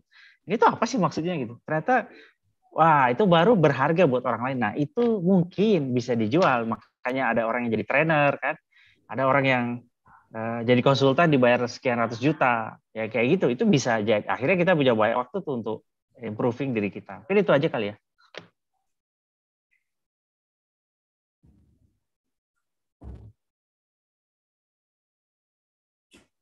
Pak Adi, Mbak Indari langsung aja kayaknya. Sorry. Langsung Mbak Indari. Nutup jendela tadi hujan nih. Silakan. Teh, mangga teh. Oke, mangga. Saya jadi pengen sedikit aja terkait dengan waktu ya. Kalau kita ngomongin tentang waktu, saya yakin nyari semua orang itu jumpalitan ngomongin tentang waktu ya. Ibu rumah tangga tidak berbisnis, dia jumpalitan di rumah, sumur, dapur, kasur. Gitu. Itu aja udah bingung ngurusin waktu. Kemudian pebisnis juga sama dengan aktivitasnya. Apalagi ibu rumah tangga berbisnis, kemudian juga ada yang dia juga adalah karyawan. Tetapi saya selalu bilang bahwa untuk belajar harus selalu ada waktu. Itu sebabnya kenapa saya sendiri juga memiliki yang namanya tuh jam untuk belajar, yaitu 6:30 sampai jam 7 untuk belajar bareng-bareng dengan para ibu ini. Karena tidak ada katakan tidak ada waktu untuk belajar. Karena memang belajar itu adalah yang improve diri kita. Ya, online shop yang sibuk tetap harus ada waktu untuk belajar. Itu saja sih yang kemudian akhirnya waktu untuk belajar itu yang saya juga tanamkan ketika saya meniti karir sebagai seorang penulis. Kan dari awal itu saya mulai berkarir sebagai seorang penulis sejak SMA. Di SMA pun sama, apalagi kalau detik-detik mau ujian ya, itu kayaknya waktu teh kurang gitu untuk belajar. Kerja kelompok lah, apalah itulah, tapi saya selalu ada waktu untuk menulis. Tidak ada bilang dalam diri saya itu, saya tidak ada waktu untuk menulis, karena saya lagi belajar. Dan sejujurnya, saya pun tidak berprestasi waktu sekolah. Prestasi saya cuman saya bisa nulis di mading, terbit di PR, kemudian bantuin guru saya ngurusin majalah sekolah. Itu aja ya yang menjadi prestasi terbesar saya. Jadi saya nguliknya itu di kekuatan yang saya miliki saat itu apa? Secara eksak, saya matematika itu 5, akuntansi itu 3, hitung fisika, kimia, dan lain-lainnya, gila lah pokoknya jeleknya minta ampun gitu ya. Itu sebabnya saya belajar pada hal yang memang saya merasa kuat di sana. Lalu pertanyaannya adalah berapa lama sih menghasilkan 345 karya? Karena proses menulis itu dilakukan terus-menerus. Jadi saya dari kelas 2 SD itu suka nulis di diary. Kelas 4 SD saya jatuh cinta dengan dunia penulisan. Saya nulis di diary, aku ingin jadi penulis. Ya. Lalu kemudian proses itu saya teruskan sampai SMA, kemudian saya bisa menjebol majalah Gadis. Dulu majalah Gadis favorit banget lah di kalangan kami. Ya, yang usianya saya 41 tahun, entah siapa nih di sini yang hampir sama dengan saya usianya. Majalah Gadis itu famous. Jadi kalau saya masuk ke majalah Gadis itu adalah sebuah prestasi tersendiri dan dapat duit, Mas Denny. Jadi itu yang menyemangati saya. SMA dapat duit waktu itu, pertama kali saya dapat itu 150.000. Nah, itu jadi booster lagi, belajar lagi nulis, praktek lagi, konsisten lagi, kirim-kirimkan lagi ke media. Nah, 345 karya tidak semuanya buku. Saya menulis itu ada buku e-book, ada juga yang buku. Jadi itu adalah gabungan. Ya, jadi saya ada nulis buku solo, ada juga nulis buku antologi. Nah, 345 karya itu mulai dari 2004. Berarti mulai saya menulis buku, saya mulai nulis buku novel pertama kalinya, lalu nulis buku remaja, lalu setelah 2007 saya mulai berbisnis, saya mulai menulis buku-buku bisnis yang menjadi panduan untuk emak-emak yang mau berbisnis dari rumah. Tahun 2020 waktu pandemi itu adalah karir penulisan yang paling melesat buat saya. Karena waktu itu dalam 1 tahun saya bisa menerbitkan lebih dari 100 buku. Ya, dan buku itu saya menerbitkan buku yang setipis-tipis ini ya. Jadi jangan dibayangkan tebal-tebal ya. Bukunya tipis-tipis kayak gini, saya namakan ini adalah buku guidance book. Ya, buku panduan untuk ibu-ibu yang mau memulai bisnis dari rumah. Jadi ini karena pas ya, waktu itu pandemi, saya menyesuaikan buku saya itu untuk buku bisnis bagi pemula. Jadi di sini ada 6 hari siap work from home. Kemudian 7 hari jago jadi sales. Bangun kolam pelanggan. Nah, jadi ini tipis-tipis. Tapi saya bisa menghasilkan lebih banyak dan saya jual sendiri tahun 2020 itu. Ya, jadi 345 karya, termasuk salah satunya 2020 saya menerbitkan lebih banyak e-book. E-book lebih tipis lagi sebetulnya. Nah, itu adalah gabungan termasuk buku biografi. Ya, saya menulis buku Ibu Atalia Ridwan Kamil, kemudian Ibu Siti Odet. Insya Allah saya sekarang sedang menulis buku Mang Odet gitu ya untuk biografi beliau. Jadi saya memang lebih spesialis di buku penulisan biografi. Jadi 345 karya itu campur. Ya, tidak semuanya buku yang dicetak seperti ini. Mentor menulis ada nggak? Oh iya, pasti ada. Ya, tapi itulah yang saya bilang bahwa di zamannya saya meniti karir sebagai penulis itu susah banget dapat mentor. Ya. Jadi kayak misalnya kita lihat zamannya saya tuh Kak Helvi Tiana Rosa gitu ya, Asma Nadia, itu kan udah jadi penulis yang jadi. Tapi kan kita mikirnya gimana caranya ya bisa ketemu sama beliau-beliau ini untuk belajar.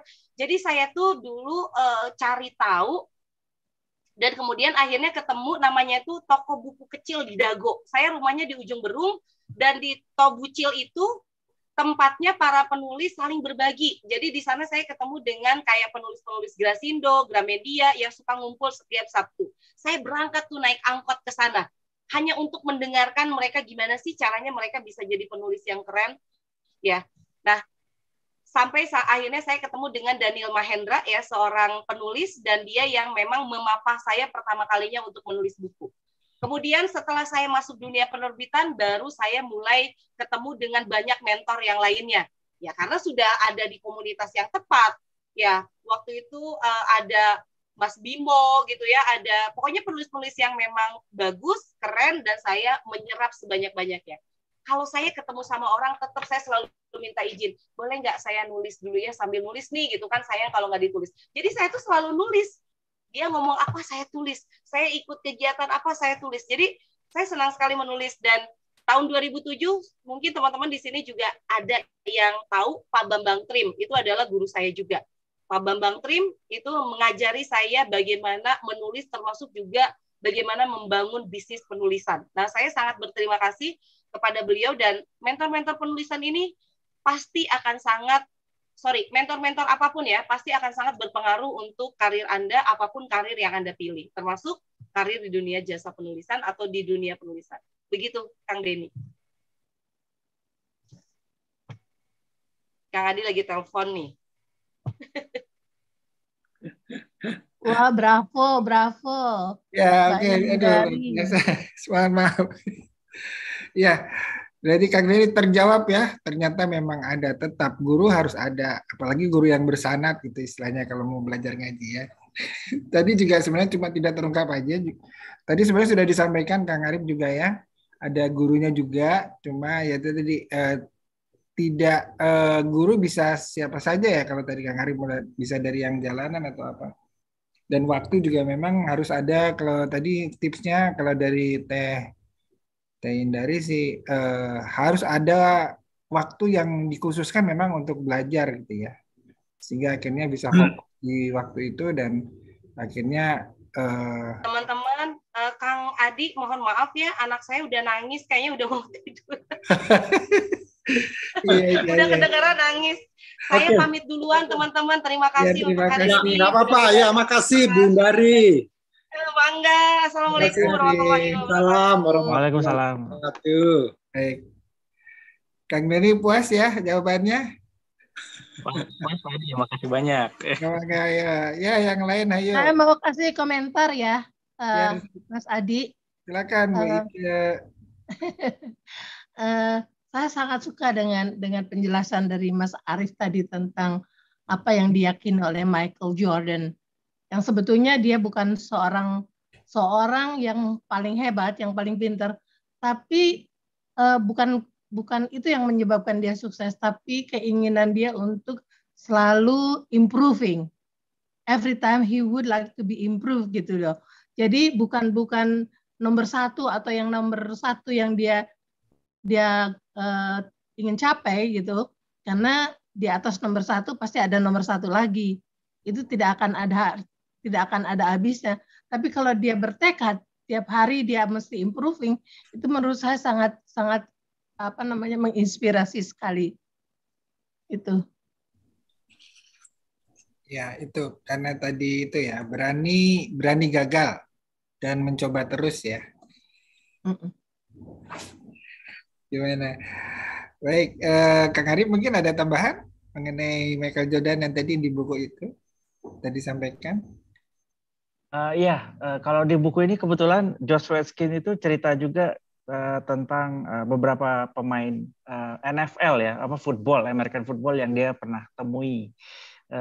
Salah satunya itu kalau nggak salah quarterback itu ini ya, orang yang lempar bola itu namanya Jim Harbaugh atau apa itu dari Indianapolis Colts. Mereka itu sebenarnya nggak pernah pengen jadi nomor satu gitu kan. Kalau kita di sekolah kan targetnya nomor satu ya, kita diajarin angka 1 yang dikejar. Tapi kalau mereka ini enggak, mereka pengen improving aja sih, maksudnya pengen jadi lebih baik. Jadi lawan dia adalah dirinya sendiri gitu.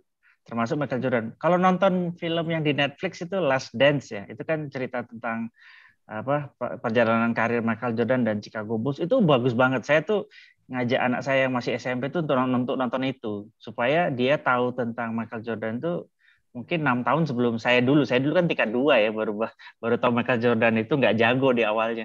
Nah sekarang saya pengen anak saya tuh lebih tahu bahwa lihat nih, orang ini dulu nggak jago, tapi sekarang dia dikenal sebagai orang yang paling jago. Padahal Ya dulunya dia waktu masuk NBA aja, kalau nggak salah 10 tahun butuh waktu dia untuk jadi juara kan.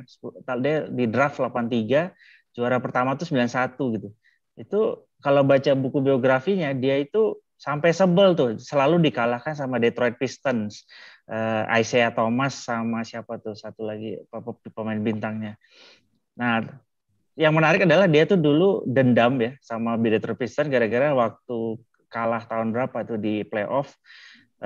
Michael Jordan Detroit Pistons itu waktu diwawancara sama TV nasional, mereka ngomong gini, kalau kita juara itu karena kami bekerja sama sebagai tim, nggak seperti si itu tuh mainnya sendiri melulu. Nah, dia tuh nyindir Michael Jordan kan, dan Michael Jordan tuh sakit hati banget sampai sampai dendam gitu. Dan akhirnya habis kalah itu besoknya dia langsung ke gym, langsung membentuk tubuh. Nah, jadi kalau tahu ceritanya dulu Michael Jordan itu kan kurus badannya ya waktu di awal-awal karirnya.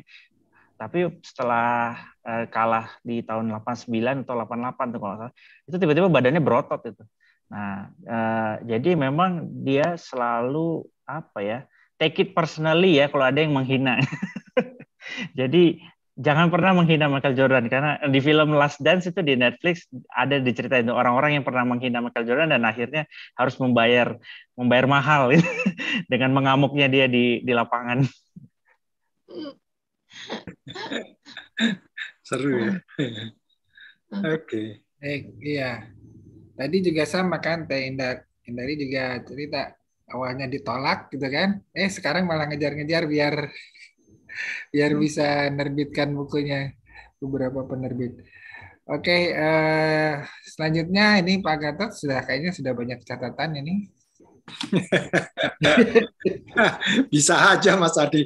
Oke, malam ini saya benar-benar mimpi apa nih, ketemu dua orang yang dua-duanya ceritanya membuat saya dak-dikduk gitu. Jadi saya berdesir terus gitu waktu Mas Arief mengulas mengenai ini buku, ada yang bilang harusnya judulnya Mastery gitu ya, bukan learning gitu. Jadi harusnya The Art of Mastery gitu. Terus saya tadi di catatan saya yang juga coret-coretan juga ngikutin Pak Budi Raharjo, itu saya tulis gitu, learning sama ini, learning is proses gitu. Sementara mastery ya sebetulnya bisa juga proses ya. You are becoming a mastery of something itu karena proses. Nah, saya melihat tadi prosesnya tuh keren banget gitu loh, mulai dengan satu persatu dipelajari fundamental tadi, dan saya rasa kok ya cocok ya dengan apa yang saya lakukan gitu selama ini. Yang namanya konsultan ya harus baca buku menurut saya, mau apa lagi, dan training tentunya ya. Jadi saya juga pernah waktu itu waktu saya masih belum menjadi konsultan, bahkan waktu saya masih di perusahaan gitu loh ya, di industri gitu, saya juga berani invest diri saya gara-gara waktu itu saya disuruh bos saya untuk menjadi certified trainer gitu. Nah, tapi harus di country yang non Indonesian speaking gitu. Harus English speaking. Jadi saya dikirim ke Hong Kong waktu itu. Nah, saya kan nggak pede. Saya tahu saya bisa bahasa Inggris, tapi ngajar dalam bahasa Inggris, wow, gimana caranya? Saya akhirnya ikut waktu itu seperti Pak Bambang Pramujo pernah cerita ya, saya ikut Asia Works. Jadi bukan saya ikut belajar bahasa Inggris, enggak. Tapi saya ikut membangun kepercayaan diri dan saya dapat. Alhamdulillah saya gara-gara ikut Asia Works itu, saya punya PD dan saya langsung dapat certified trainer ya, Six Sigma waktu itu. Wah, alhamdulillah saya bersyukur banget gitu. Nah, itu juga learning bagi saya karena saya bayar sendiri. Karena malu dong saya ngomong sama perusahaan saya bahwa saya belum siap nih, saya bayar sendiri waktu itu. Jadi nggak dibiayai perusahaan. Nah, jadi menurut saya yang dikatakan Mas Denny Julian tadi tepat sekali, memang harus ada modal, dan bagi saya ngeluarin uang segitu itu juga bukan uang yang sedikit waktu itu. Saya ingat sekali gitu. Dan bahkan tahun 2014 saya sama itu ada Bu Ica di sini, saya juga berani invest waktu itu berapa ya, 50 juta kalau nggak salah Bu Ica ya, untuk mendapatkan sertifikat di EQ gitu ya. Nah, itu semua menurut saya it's a process for mastery. Apakah saya mastery? No, saya juga nggak merasa bahwa saya master. Tapi proses itu saya rasakan gitu ya. Jadi ini pertama terima kasih Mas Arief, dari buku tadi saya belajar banyak dari 3 prinsipal tadi. Semuanya ada di catatan saya, mungkin nanti saya tulis aja. Nah, yang kedua dari Ibu Indari ini, saya juga dakdikduk. Pertama dia nyebut majalah gadis, yang mana aja masa saya masih kecil pun juga udah kenal majalah itu. Ya, jadi wah kalau dia pernah menulis di Gadis, walaupun cerpen pun pasti orang luar biasa nih. Ya, dan ternyata keinginannya menulis itu dia tulis di dalam diary-nya dia sejak dia kelas 4 SD. Ya, saya ingin menjadi penulis. Dan ternyata the power of affirmation itu it happened. Dan sekarang dia sudah bisa menghasilkan 345 karya. Dan nggak hanya itu, dia bisa menghimpun sebegitu banyak penulis. Dan sekarang ini kalau baca dia punya CV ya, short CV-nya, itu perusahaannya beliau itu sudah menerbitkan 50.000 plus karya dari penerbit nasional. Ya, nah ini luar biasa menurut saya. Jadi bagi saya ini pelajaran dari Mbak Indari, kita Indari tadi luar biasa, dan saya melihat sepertinya saya banget gitu. Apalagi tadi ada kata-kata ya, kalau kamu mau di sosial media, kamu nggak bisa nulis, ke laut aja gitu. Jadi ada suatu prinsip-prinsip yang menurut saya disampaikan dengan bahasa yang sederhana tapi powerful. Ya, if you don't like writing gitu ya, udah ke laut aja. Dan ternyata itu juga waktu maupun modal. Itu modal itu termasuk menurut saya ya upaya ya. Upayanya pada saat dia mengejar atau ingin bergabung dengan penulis-penulis hebat di Dagu. Rumahnya di ujung Berung. Naik angkot ke sana hanya ingin mendengar orang-orang yang sudah jadi penulis. Dan itu dilakukan tahun 2007 kalau nggak salah. Itu menurut saya juga luar biasa, dan ini suatu vocation training kalau saya lihat ya. Ini yang dilakukan oleh Mbak Teh Indari ini, dan saya juga suka caranya dia membuat catatan warna-warni. Itu saya banget, saya bahkan pakai ballpoint-nya aja, ballpoint jadul yang big dulu yang 4 warna itu loh ya. Jadi saya suka beli ini, kalau habis saya beli lagi karena memang menurut saya sangat bermanfaat ini. Karena membuat catatan berwarna itu cuman saya nggak ada wungu sih. Tadi Bu Teh Indari ada ungu gitu. Nah, yang ketiga yang ingin saya memberikan komentar mengenai bahasan ini adalah sebetulnya semuanya kalau kita tekuni dengan suatu konsistensi pasti ada hasilnya kok. Ya. Dan ini mengkonfirmasi lagi apa yang ditulis oleh siapa sih namanya? Malcolm Gladwell ya. Yang yang 10,000 rules itu, rule of 10,000 itu bukunya apa Mas Arief, kok saya lupa tiba-tiba. Outliers ya. Itu kan 10.000 itu kan, 10.000 jam itu you can claim yourself as an expert. Tinggal hitung aja. Teh Indari itu dari kelas 2 SMA sampai sekarang udah berapa ribu. Saya yakin udah lebih dari 10.000 jam. Ya, kalau nggak salah 10.000 jam itu sama dengan kalau nggak salah sekitar 7 tahun kita bekerja lah. Jadi kalau Anda bekerja 7 tahun di satu bidang itu terus, itu namanya Anda sudah expert di situ.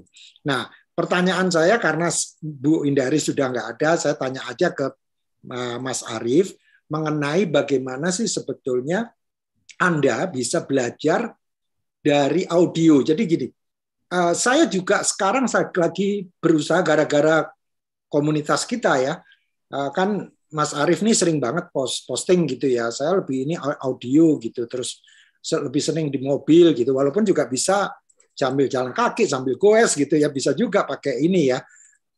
Bagaimana kalau di audio itu ada poin yang menarik, kita pengen mengulang gitu. Kalau di buku kan enak kelihatan gitu.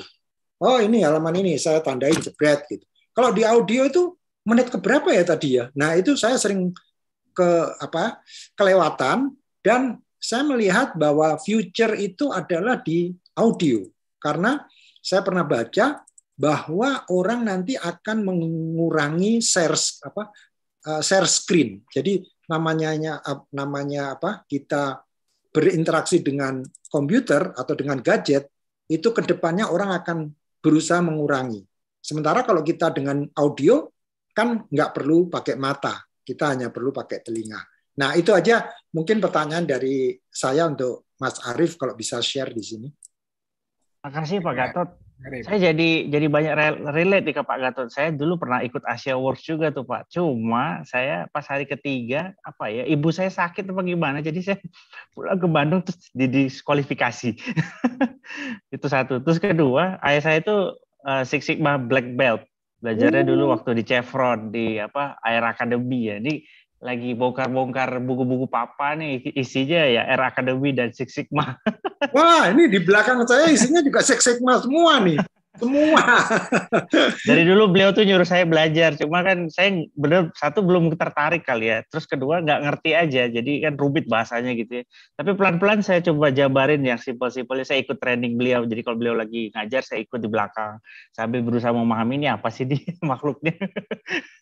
Nah gitu. Oke Pak, kalau untuk audio ya, ini kalau sejarahnya saya boleh cerita, dulu tuh pernah suatu kali ya di Bandung itu tahun berapa? Tahun 2005 kali ya. Waktu itu terjadi macet total gara-gara Unpad wisuda, entah gimana ceritanya, entah salah manajemen apa gimana, akhirnya seluruh jalan di Bandung macet total. Jadi saya dari Masjid Salman ke rumah di daerah Suci itu 2 jam gitu. Dan selama di jalan nggak ngapa-ngapain kan, dan sampai rumah kepala saya sakit, saya pening, aduh pusing. Terus saya mikir nih kenapa, gimana ya cara ngakalinnya. Nah terus waktu itu kan zamannya masih pakai kaset ya, jadi saya kalau nggak salah tuh saya nemu kaset yang isinya audiobook gitu, terus saya setel sambil jalan, iya enak juga nih. Saya karena saya nggak bisa enjoy kalau dengerin radio ya, radio itu kan musik terus saya nggak bisa enjoy. Nah dari situ akhirnya saya nyari downloadan di torrent gitu ya, di torrent ketemu kalau nggak salah buku pertama audiobook saya itu Life of Muhammad gitu. Saya baru tahu ada kisah detail tentang hidupnya Muhammad itu 4 giga kalau nggak salah tuh. Saya download, saya masukin ke CD, terus saya mainin di tape mobil. Awalnya dari situ, dan awalnya dari situ saya ngerti, oh saya bisa ya belajar pakai audio. Nah kemudian akhirnya saya minta ayah saya invest beli ini MP3 player mereknya Kreatif Zen. Ya, Kreatif Zen. Ada. Pernah ngetop dulu. Ya, 30 giga isinya. Nah, itu isinya cuma MP3 audiobook saya download dari website bajakan. Kalau pertanyaan Pak Gatot soal waktu itu ya, memang kalau dulu sih nggak bisa apa-apa Pak. Saya juga nggak bisa apa-apa. Maksudnya kalau saya lagi di travel terutama ya, itu saya ingat pesannya, cuma saya lupa lagi. Contoh ya, ada satu contoh nih pesan yang saya sampai sekarang lupa bukunya yang mana. Jadi Brian Tracy itu pernah ngomong ya, kalau kita commute ya, pergi ke kantor 1 jam, berarti pulangnya 1 jam, berarti sehari 2 jam gitu ya. Dan itu kita pakai untuk dengerin audiobook, itu dalam waktu 2 tahun itu kayak nyelesain 1 semester, kata dia. Nah, cuma saya lupa itu buku apa, saya nyari sampai sekarang nggak ketemu itu. Nah, menariknya sekarang dengan adanya Audible ya, yang punya Amazon, itu sambil nyetir itu kita bisa ada tombol bookmarknya tuh. Jadi sambil pencet bookmark. Terus kalau kita tadi lupa, itu bisa ada tombol 30 detik mundur gitu. Jadi kita ulang lagi 30 detik mundur, 30 detik mundur. Nah itu jadi Audible itu udah keren banget Pak dibanding yang zaman dulu ya. Dan sekarang juga saya baru tahu kalau audiobook itu jangan dengerin format MP3. Karena kalau format MP3 itu nggak bisa di bookmark, nggak bisa dikasih note gitu. Kalau mau convert dulu ke formatnya tuh M4B gitu. Kalau M4A itu lagu. Kalau M4B itu audiobook. Jadi dia bisa dikasih tag, dikasih bookmark. Wah keren banget lah. Jadi makin di sini tuh memang makin canggih ya. Dan tadi ya pesan Brian Tracy itu bagi saya terkesan banget. Oh gitu ya. Jadi kalau saya nyetir 30 menit kemana, terus nanti pulang lagi sejam, saya bisa memanfaatkan waktu-waktu istilahnya tuh waktu nggak berguna sih sebenarnya ya, nyetir, tadi ya naik sepeda, lari pagi, itu buat saya tuh menyiksa banget. Lari pagi itu kalau cuma lihat kanan kiri itu menyiksa banget, dan saya nggak enjoy kalau dengerin lagu gitu, karena lagu itu juga nggak ada isinya. Gitu. Jadi ya naik travel tuh paling enak, ke Jakarta 3 jam ya, pulang 3 jam. Itu dulu buku ya, itu selesai tuh. 3 jam pertama setengah buku, 3 jam pulang setengah buku, udah selesai 1 buku. Dan ada kisah-kisah yang menarik ya. Jadi memang yang di highlight cuma kisah-kisah yang menariknya aja sih. Memang kalau mau tahu detailnya lagi ya saya terpaksa buka teksnya begitu ya. Jadi makanya saya sekarang juga sering beli buku teksnya ya, kayak di Kindle kan $1 tuh kalau lagi diskon. Ini sekarang lagi mau Natal nih, jadi siap-siap aja tuh duitnya. Lumayan kan kalau $1 terus ada 50 yang diskon kan, lumayan $50 dapat 50 buku kan. Masya Allah, kapan bacanya itu? Dikumpulin aja dulu Pak. Hebat, hebat. Baik, Makasih. terima kasih. Itu Pak Bambang tuh kayaknya. Pak Bambang, ada yang mau disampaikan? Ayo. Baik, terima kasih Pak Gatot. Selamat dulu lah untuk Mas Arief nih. Saya terkesima. Malam ini luar biasa ya, dua tamu kita Pak Gatot ya. Sayang tadi Bu Indira sudah karena babynya ya kita paham. Ada hal satu yang hebat itu adalah ya tahan gitu ya. Ada suatu kata-kata bahwa kalau kita dalam dunia tinju gitu, untuk memenangkan pertandingan bukan seberapa kuat kita memukul, tapi seberapa kuat kita menerima pukulan. Jangan dicari di buku ya Mas Arief, itu di volume buku. Karena itu adanya di film Rocky. Tapi menarik ya, kata-kata itu menarik dan itu mengilhami kita bahwa seberapa kuat kita itu menerima cobaan, pukulan, hentakan, ditolak berkali-kali, ya, tapi tetap bertahan. Karena ya akhirnya dia jadi pemenang kan. Bukan memukul, bukan seberapa kuat dia mengirimkan, tapi bertolak dikali-kali. Nah, itu yang saya gambarkan itu, wah ini sosok ini Ibu Indira ini luar biasa ya. Itu mungkin bahasa lainnya mungkin persisten atau grit gitu ya. Ada duanya. Sehingga tadi sebenarnya saya ingin menanyakan kepada beliau bagaimana ya asal usulnya, walaupun sudah disinggung ya. Sehingga beliau begitu mencintai menulis. Kayaknya menulis itu kayak istilahnya Pak Gatot just cause. Bahwa menulis itu adalah hidup saya. Kalau saya tadi sehingga begitu bergairah. Dan kalau ditanya tadi masalah waktu, bukankah kita selalu punya waktu untuk hal-hal yang kita senangi? Ya kan? Untuk hal yang kita senangi, kita pasti punya waktu.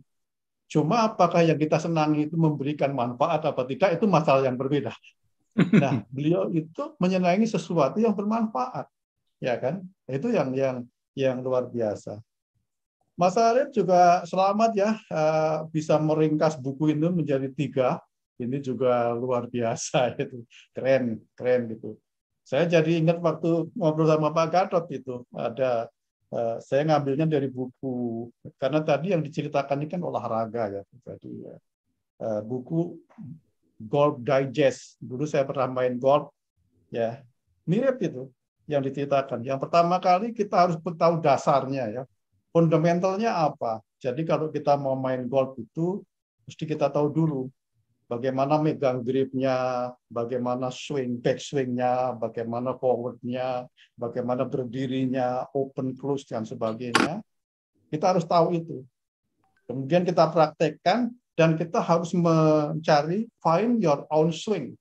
Karena kita tidak bisa mengikuti swingnya Tiger Woods, nggak bisa. Karena apa? Kita bodinya beda, tubuhnya beda, cara berpikir kita beda. Sama kan tadi, cari gayanya sendiri-sendiri, stylenya sendiri-sendiri. Tapi dalam mencari style, kita tidak boleh meninggalkan fundamentalnya kan. Kalau kita masa megang gripnya salah, kita nggak ketemu stylenya. Hasilnya tidak akan maksimum. Jadi fundamentalnya dulu, kemudian fine style-nya itu menarik gitu ya, hebat ini. Jadi saya belajar banyak, saya belum baca bukunya, tapi kayaknya buku yang menarik itu ya. Nah yang terakhir waktu itu juga menarik ini. Jadi di Seven Habits itu ada matrik waktu ya. Jadi saya tidak akan ceritakan di sini. Di situ ada, mungkin teman-teman bisa kembali ke buku yang sangat legendaris The Seven Habits itu, ada metrik waktunya gitu. Ya, jadi lakukan yang jangan sampai kita terjebak yang penting dan genting, jadi krisis kan gitu. Kita harus bisa memprioritaskan first thing first. Kemudian, nah saya ingin berbagi dikit masalah audiobooks. Saya pasti tidak audiobook ya, sudah mesti belajar dulu sih sama Mas Arief ini apanya gitu ya. Tapi kayaknya menarik. Tapi dulu saya itu kalau dari rumah saya di Bekasi, kantor saya di Cawang itu macet. Saya tidak mengemudi sendiri. Jadi saya mendengarkan Pas FM, radio Pas FM atau Smart FM. Mungkin sekarang masih ada ya, tapi sekarang sudah nggak saya mendengar. Karena itu jamnya pas jam perjalanan dari rumah ke kantor, kira-kira 1 jam. Yang paling banyak tampil pada waktu itu adalah James Cui. Mungkin kenal juga. James Cui waktu itu juga cukup terkenal ya. Yang dibawakan James Cui itu biasanya 2. Yang satu marketing, dan saya banyak belajar dari marketing, dari James Cui, dari dengerin aja sambil ngantuk-ngantuk gitu, sampai di kantor lumayan dapat gitu. Nah, kalau itu dilakukan setiap hari, dapatnya banyak juga loh ya. Tapi itu bukan buku, tapi kan James Cui bercerita kan dapatnya pasti dari buku, ya dong, ya kan. Nah itu yang diperaskan James Cui, saya terima lewat telinga saya, menarik. Yang kedua topiknya adalah kreativitas itu. Bahkan beberapa ilmu kreativitas yang saya miliki, saya banyak dari dia, dari James Cui yang dari mendengarkan radio. Ya itu saya hanya menambahkan saja, gitu, keren gitu ya. Saya nggak ngerti Mas Arief ini hebat juga, baca ngelalapnya buku ini, waduh, jauh. Saya memang senang membaca, tapi nggak seperti sampai kayak Mas Arief, luar biasa. Dulu saya kepaksa, ya, ini saya kasih sedikit, saya kepaksa harus banyak membaca. Karena pada waktu itu saya diminta untuk membuka departemen baru di perusahaan saya. Nah, akibatnya kalau saya membuka departemen baru, saya harus mencari orang-orang baru. Jadi saya pada waktu itu banyak membaca buku-buku yang self-development atau people development. Bagaimana memotivasi orang, dan sebagainya. Pada waktu itu yang memaksa itu. Hingga bagaimana saya membangun sebuah tim, saya terpaksa mencari ya itu tadi ke tempatnya, ke buku-buku itu. Nah itu yang kebablasan gitu ya, kebablasan sampai sekarang ya kalau daripada nganggur ya baca buku. Itu dari saya, Mas Arief ya. Selamat, aku senang banget nih. Kapan lagi harusnya muncul lagi nih. Kalau yang bawa Mas Arief ini keren-keren ini. Nggak ngantuk-ngantuk ya. Kembali Mas Andi. Baik, Kang Arief, mungkin mau ada yang ditambahkan? Ya boleh. Terima kasih Pak Bambang komentarnya. Pas FM itu dulu ada di Bandung Pak. Tahun berapa ya? Tahun 2006 kali ya. Cuma tahun 2008 gitu bangkrut dia Pak. Jadi saya nggak bisa dengerin lagi. Gak ada yang dengerin, maunya dengerin dangdut ya. Dan sesi yang saya paling suka tuh dulu Tanadi Santoso. Beliau banyak tuh kan, beliau pembaca buku juga kan, dan bagus-bagus ceritanya. Saya baru ngajak, oh iya ya, oh keren ya, keren. Jadi teringat banget tuh. Cuma itu pernah bangkrut dia, jadi pas bangkrut ya nggak ada hiburan lagi. Begitu. Itu sih. Kalau terkait apa tadi ya? Saya memang baca buku tuh. Kalau saya sih sebenarnya baru mulai tingkat 2 Pak. Itu baru mulai tingkat 2, jadi belum lama sebenarnya. Cuma memang ibaratnya gini ya, seumur hidup ya dari kecil saya punya pemahaman yang mungkin sudah dipaksakan gitu ya di sekolah atau di mana.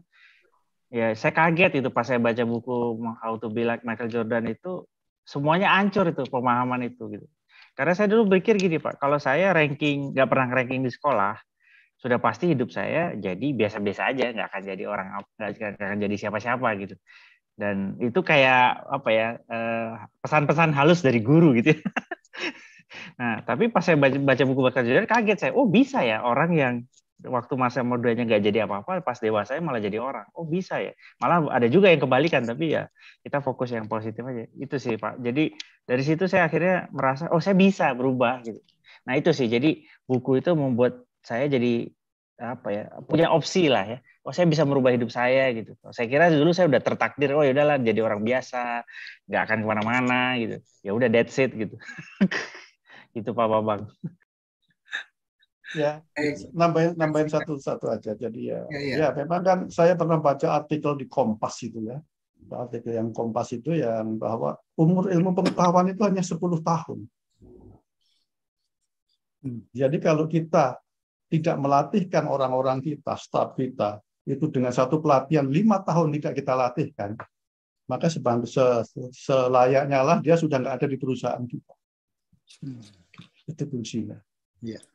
Okay. Itu saya cari tadi di mana artikelnya. Tapi saya ambil dari Kompas. Dan itu menarik. Artinya apa? Membuat kita yang mempunyai tim ini berkewajiban untuk mengupdate pengetahuan dari tim kita. Kalau tidak, forget it ya. Jadi memang akhirnya setiap hari kita harus belajar karena apa? Umurnya cuma 10 tahun. Jadi kita nggak belajar 1 tahun, 16 kita. Itu nambahin saja. Di istilahnya never stop learning ya.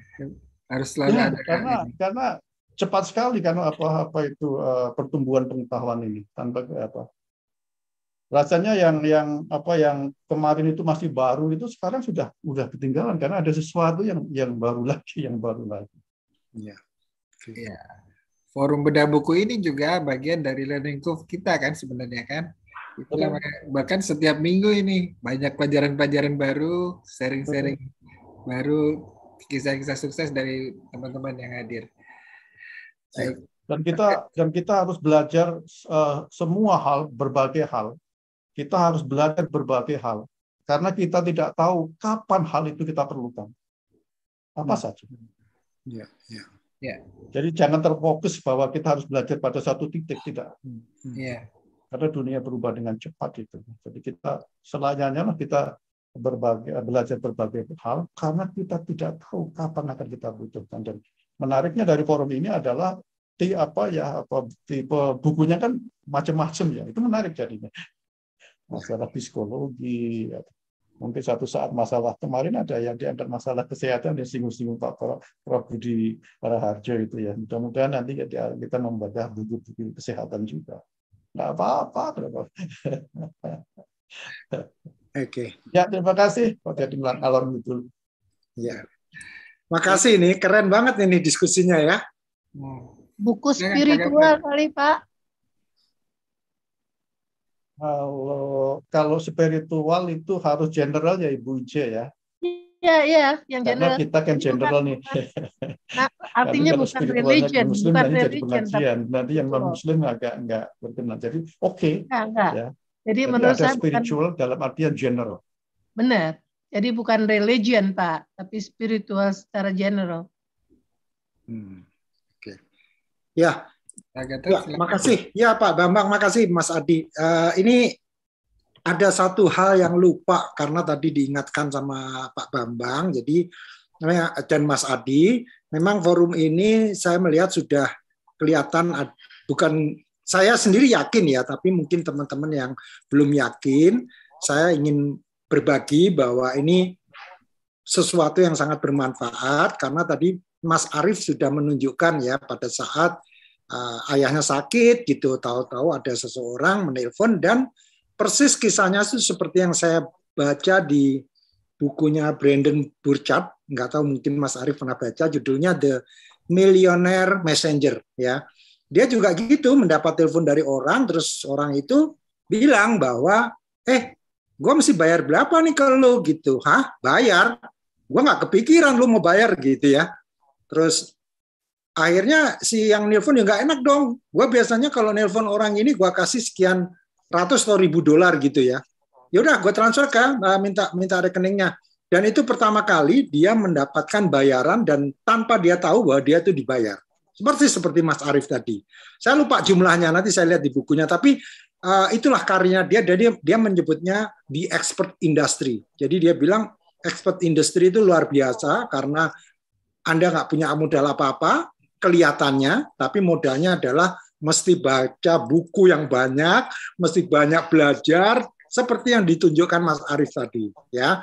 Dan tanpa disangka-sangka, tahu-tahu ada orang transfer 50 juta, gitu ya. Nah ini kan luar biasa, gitu ya. Jadi ini menurut saya dampak atau manfaat materialnya ada, tapi juga jangan ditujukan ke situ karena juga itu sebagai byproduct aja gitu loh. Artinya at the end kalau memang dapat ya alhamdulillah, tapi jangan wah saya mau mastery ini tapi berharapkan dapat duit dari situ gitu ya. Kayak forum kita ini sebetulnya kan ya saya pernah cerita ya di udah buku yang ke-12 atau ke-13 saya lupa, itu udah dideketin tuh sama salah satu perusahaan gitu ya. Saya pikir waduh nanti kalau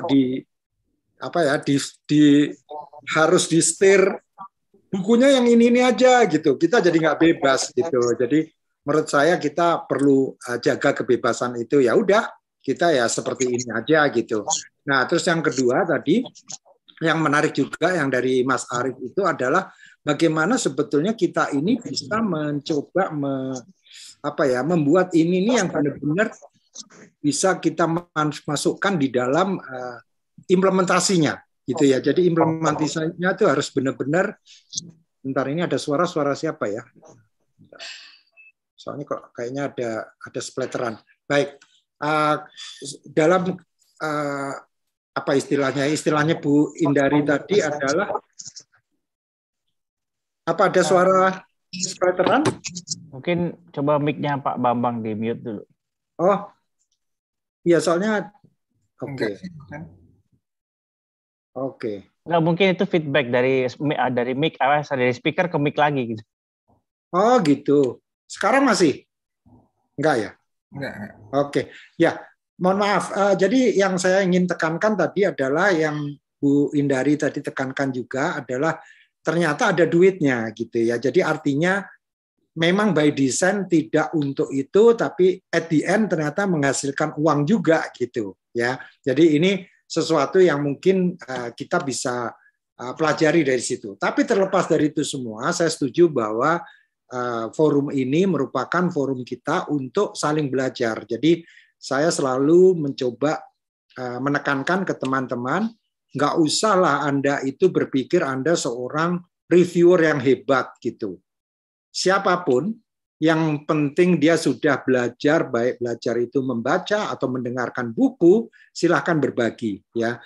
Bahwa tidak bisa ngomong, tidak bisa membuat presentasi, menurut saya itu tidaklah penting gitu. Karena ini suatu proses bersama yang kita ingin masukkan sebagai agenda kita untuk belajar seperti Ibu Indari tadi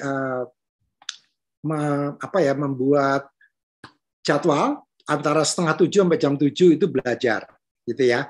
Nah, yang ketiga ini kembali ke buku lagi ya, karena saya sendiri ada periode di mana karena saya juga sama dengan Mas Arief sangat-sangat antusias tuh kalau lihat buku itu ya.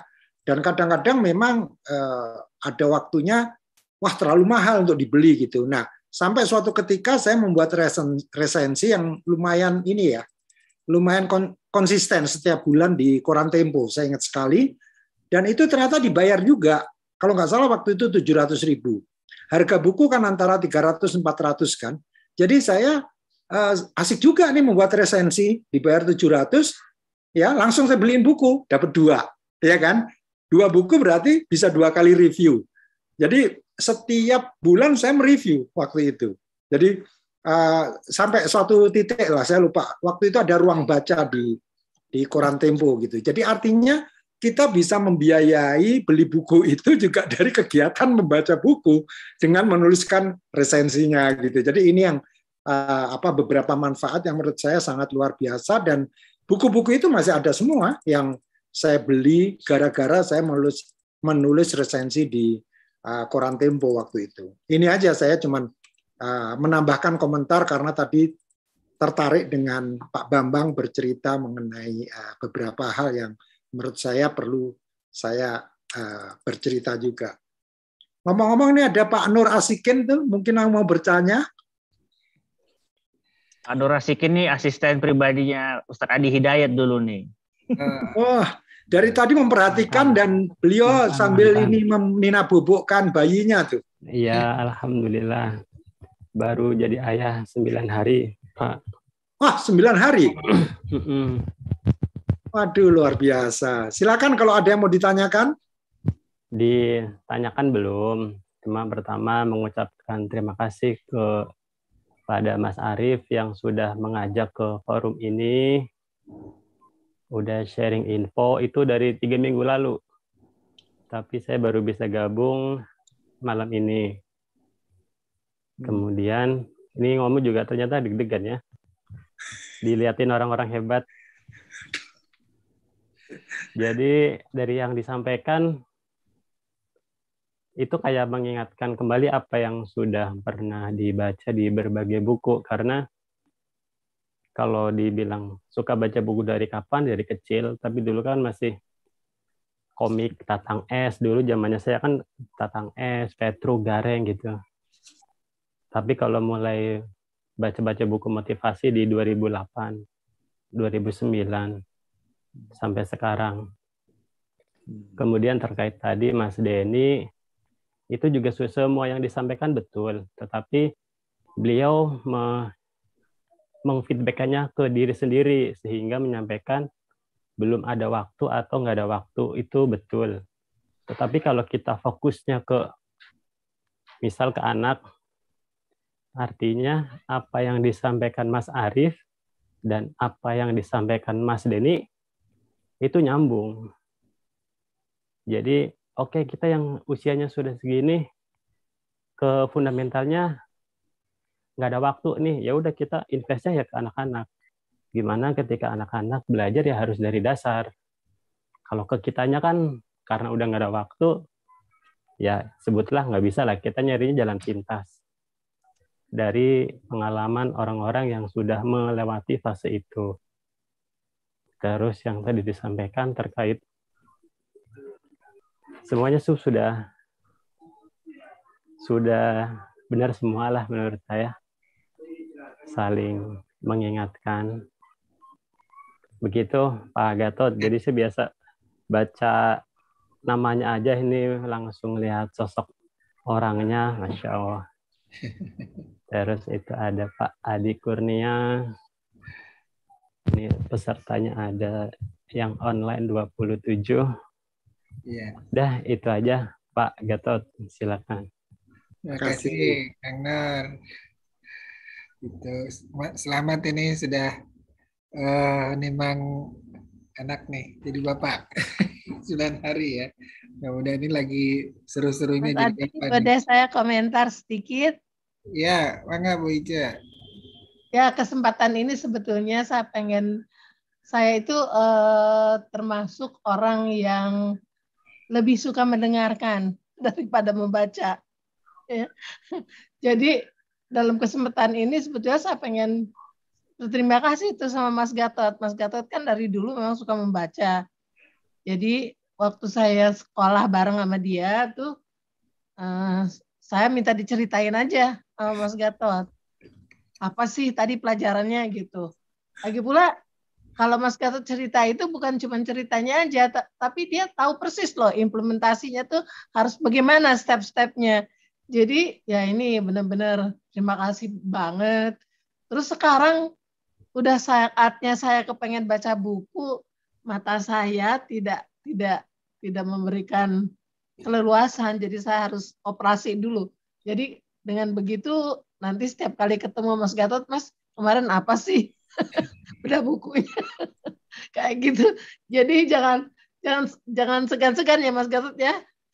Dengan senang hati. Justru kalau saya bercerita gitu kan berarti saya merefresh memori saya. Yang saya baca itu benar apa tidak gitu. Karena kadang-kadang kita tuh membaca terus menganggap mengerti, tapi begitu suruh cerita, sebetulnya apa ya maksudnya gitu loh kadang-kadang. Jadi ya terima kasih kalau saya ditanya. Justru ini sedikit cerita aja, kemarin 2 pekan yang lalu saya sama Bu Ice itu, saya ditanya sama Bu Ice, saya udah tulis ya sebetulnya, tapi saya sedikit cerita aja, dari sekian banyak buku yang kamu baca gitu, terus implementasinya dampaknya ke hidup kamu apa?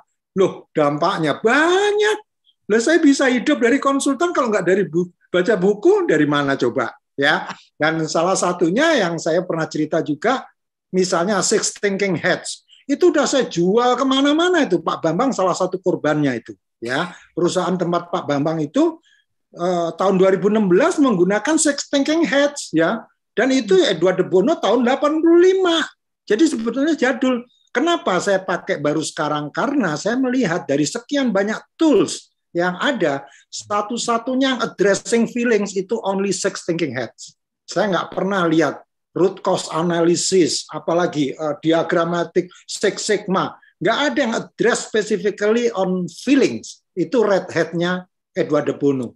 Saya jual sampai sekarang. Sekarang saya kombinasikan dengan bisnis model Canvas. Jadi semuanya saya implementasikan. Bu Ica tahu banget gitu loh. Jadi bahkan saya pernah dikritik sama klien gitu loh. Pak Gatot banyak teori. Aduh, saya jadi nggak enak gitu. Padahal sebetulnya teori itu ada berdasarkan empiris kan. Edward de Bono itu berdasarkan pengalamannya dia membuat teori itu.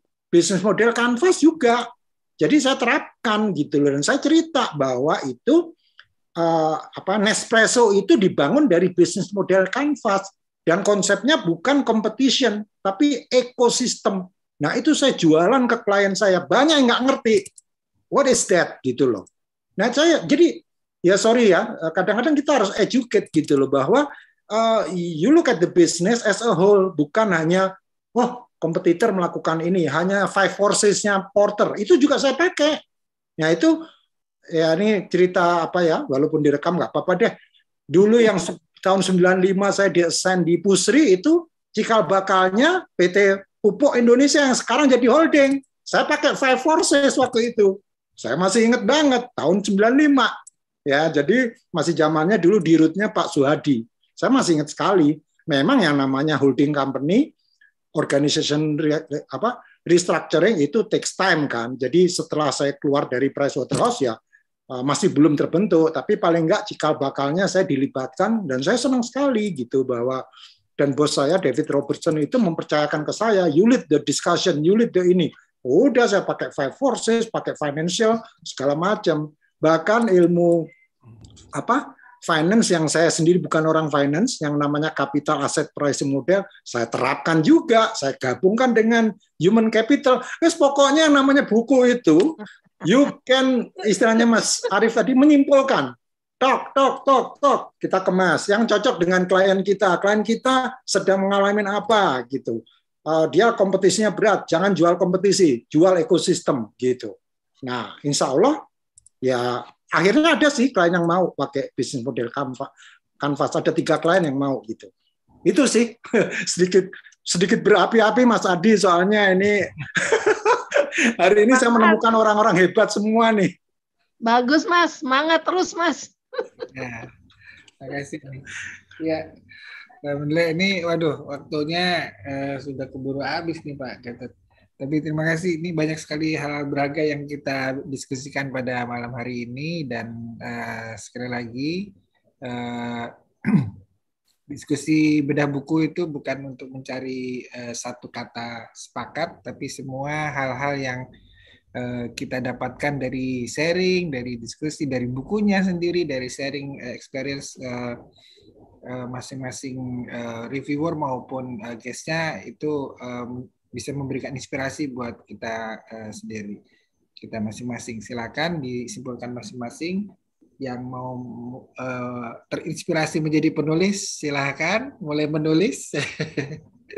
Satu hari 1 paragraf, Mas Adi. Hati-hatinya.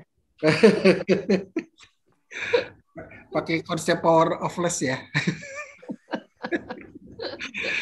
Baik, dari saya mungkin kurang lebih mohon maaf. Sekali lagi terima kasih kepada semua teman-teman yang sudah bergabung pada malam hari ini. Semoga apa yang kita dapatkan malam ini bisa bermanfaat buat kita semua. Amin. Apa yang sudah disampaikan oleh para narasumber dari yang sharing bisa menjadi amal yang bermanfaat buat masing-masing. Demikian dari saya, kurang lebih mohon maaf. Assalamualaikum warahmatullahi wabarakatuh. Saya kembalikan kepada Pak Gatot. Waalaikumsalam warahmatullahi wabarakatuh. Mungkin sebelum kita berpisah dan berfoto, mungkin ada baiknya Mas Arief untuk memberikan semacam komentar terakhir gitu. Oh iya. Ya, boleh. Tadi satu komen yang saya pengen lupa ke Pak Bambang adalah waktu kemarin saya nemenin ayah berobat ke Solo itu, sampai rumah sakit TV-nya nayangin ini Marathon Rocky. Jadi masih fresh itu. Nomor 3 sampai nomor 5 apa ya, nonton terus. Nah, ya jadi apa ya, learning itu semua kita bisa, dan memang kita punya caranya masing-masing. Ada yang auditory, visual, dan lain-lain. Tinggal dipilih lah. Bu Ica juga mungkin bisa nyoba tuh pakai. Saya masih ingat ya, ada satu film dulu di Arirang TV Korea. Judulnya Great Pathfinder. Jadi dia memprofil orang-orang yang berhasil membangun bisnis walaupun banyak masalah gitu. Salah satunya itu adalah seorang pengusaha. Dia tuh buta. Jadi kecilnya normal, terus suatu hari kena penyakit, akhirnya matanya buta. Dan biasanya kan kalau di Indonesia ya, orang tua yang anaknya buta udah hopeless biasanya. Tapi justru dia enggak, dia dimotivasi dan akhirnya dia bisa jadi pengusaha. Yang menarik adalah dia tuh punya rutinitas, sekretarisnya itu dikasih perekam dan disuruh bacain koran tiap pagi. Jadi korannya dibacain, direkam ke kaset, nanti kasetnya siang dikasih ke beliau. Dan juga buku-buku itu semua gitu. Buku-buku sekretarisnya disuruh baca, nanti dia dengerin rekamannya aja gitu. Dan dari situ dia menguasai banyak ilmu. Dan saya cuma kagum, gila dia buta aja bisa gitu, gue masa kalah gitu. Dan sayangnya ya acara itu nggak diputar lagi tuh, Great Pathfinder. Tapi dari judulnya tuh saya terinspirasi. Sayangnya di Indonesia ini kita konten di TV itu kurang seinspiratif di negara maju ya. Kita pilihan tontonannya masih kurang bagus ya. Padahal film-film kayak gitu tuh bisa ngerubah hidup orang ya. Orang jadi terinspirasi segala macam ya. Ya mudah-mudahan kita mulai inilah membuat konten-konten positif di Indonesia gitu. Terima kasih. Assalamualaikum warahmatullahi wabarakatuh. Waalaikumsalam warahmatullahi wabarakatuh. Baik teman-teman, terima kasih atas kontribusinya. Sebelum kita akhiri, boleh nggak kita nyalakan videonya supaya kita bisa ketawa bersama. Kayaknya Pak Budi ini. Kayaknya Pak Budi ya. Bentar, ini karena sudah malam jadi mungkin cukup satu layar di tempat saya. Iya. Oke ya, siap-siap ya. Bentar, saya yang bisa siap-siap buat kamera ini. Ketawa. Oke, di tempat saya cuma satu layar. Ya, di Mas Adi juga ya satu layar. Ya, satu layar. Okay. Ya. Baik, terima kasih. Saya sebagai host di sini, saya sangat menikmati malam ini. Semoga malam-malam kita selanjutnya di setiap pekan itu semakin lebih bersemangat kita. Kalau nggak ada salah, pekan depan itu mengenai ini ya, social startup ya. Jadi Bu Dias yang akan membahas. Sampai jumpa di Rabu depan. Assalamualaikum warahmatullahi wabarakatuh.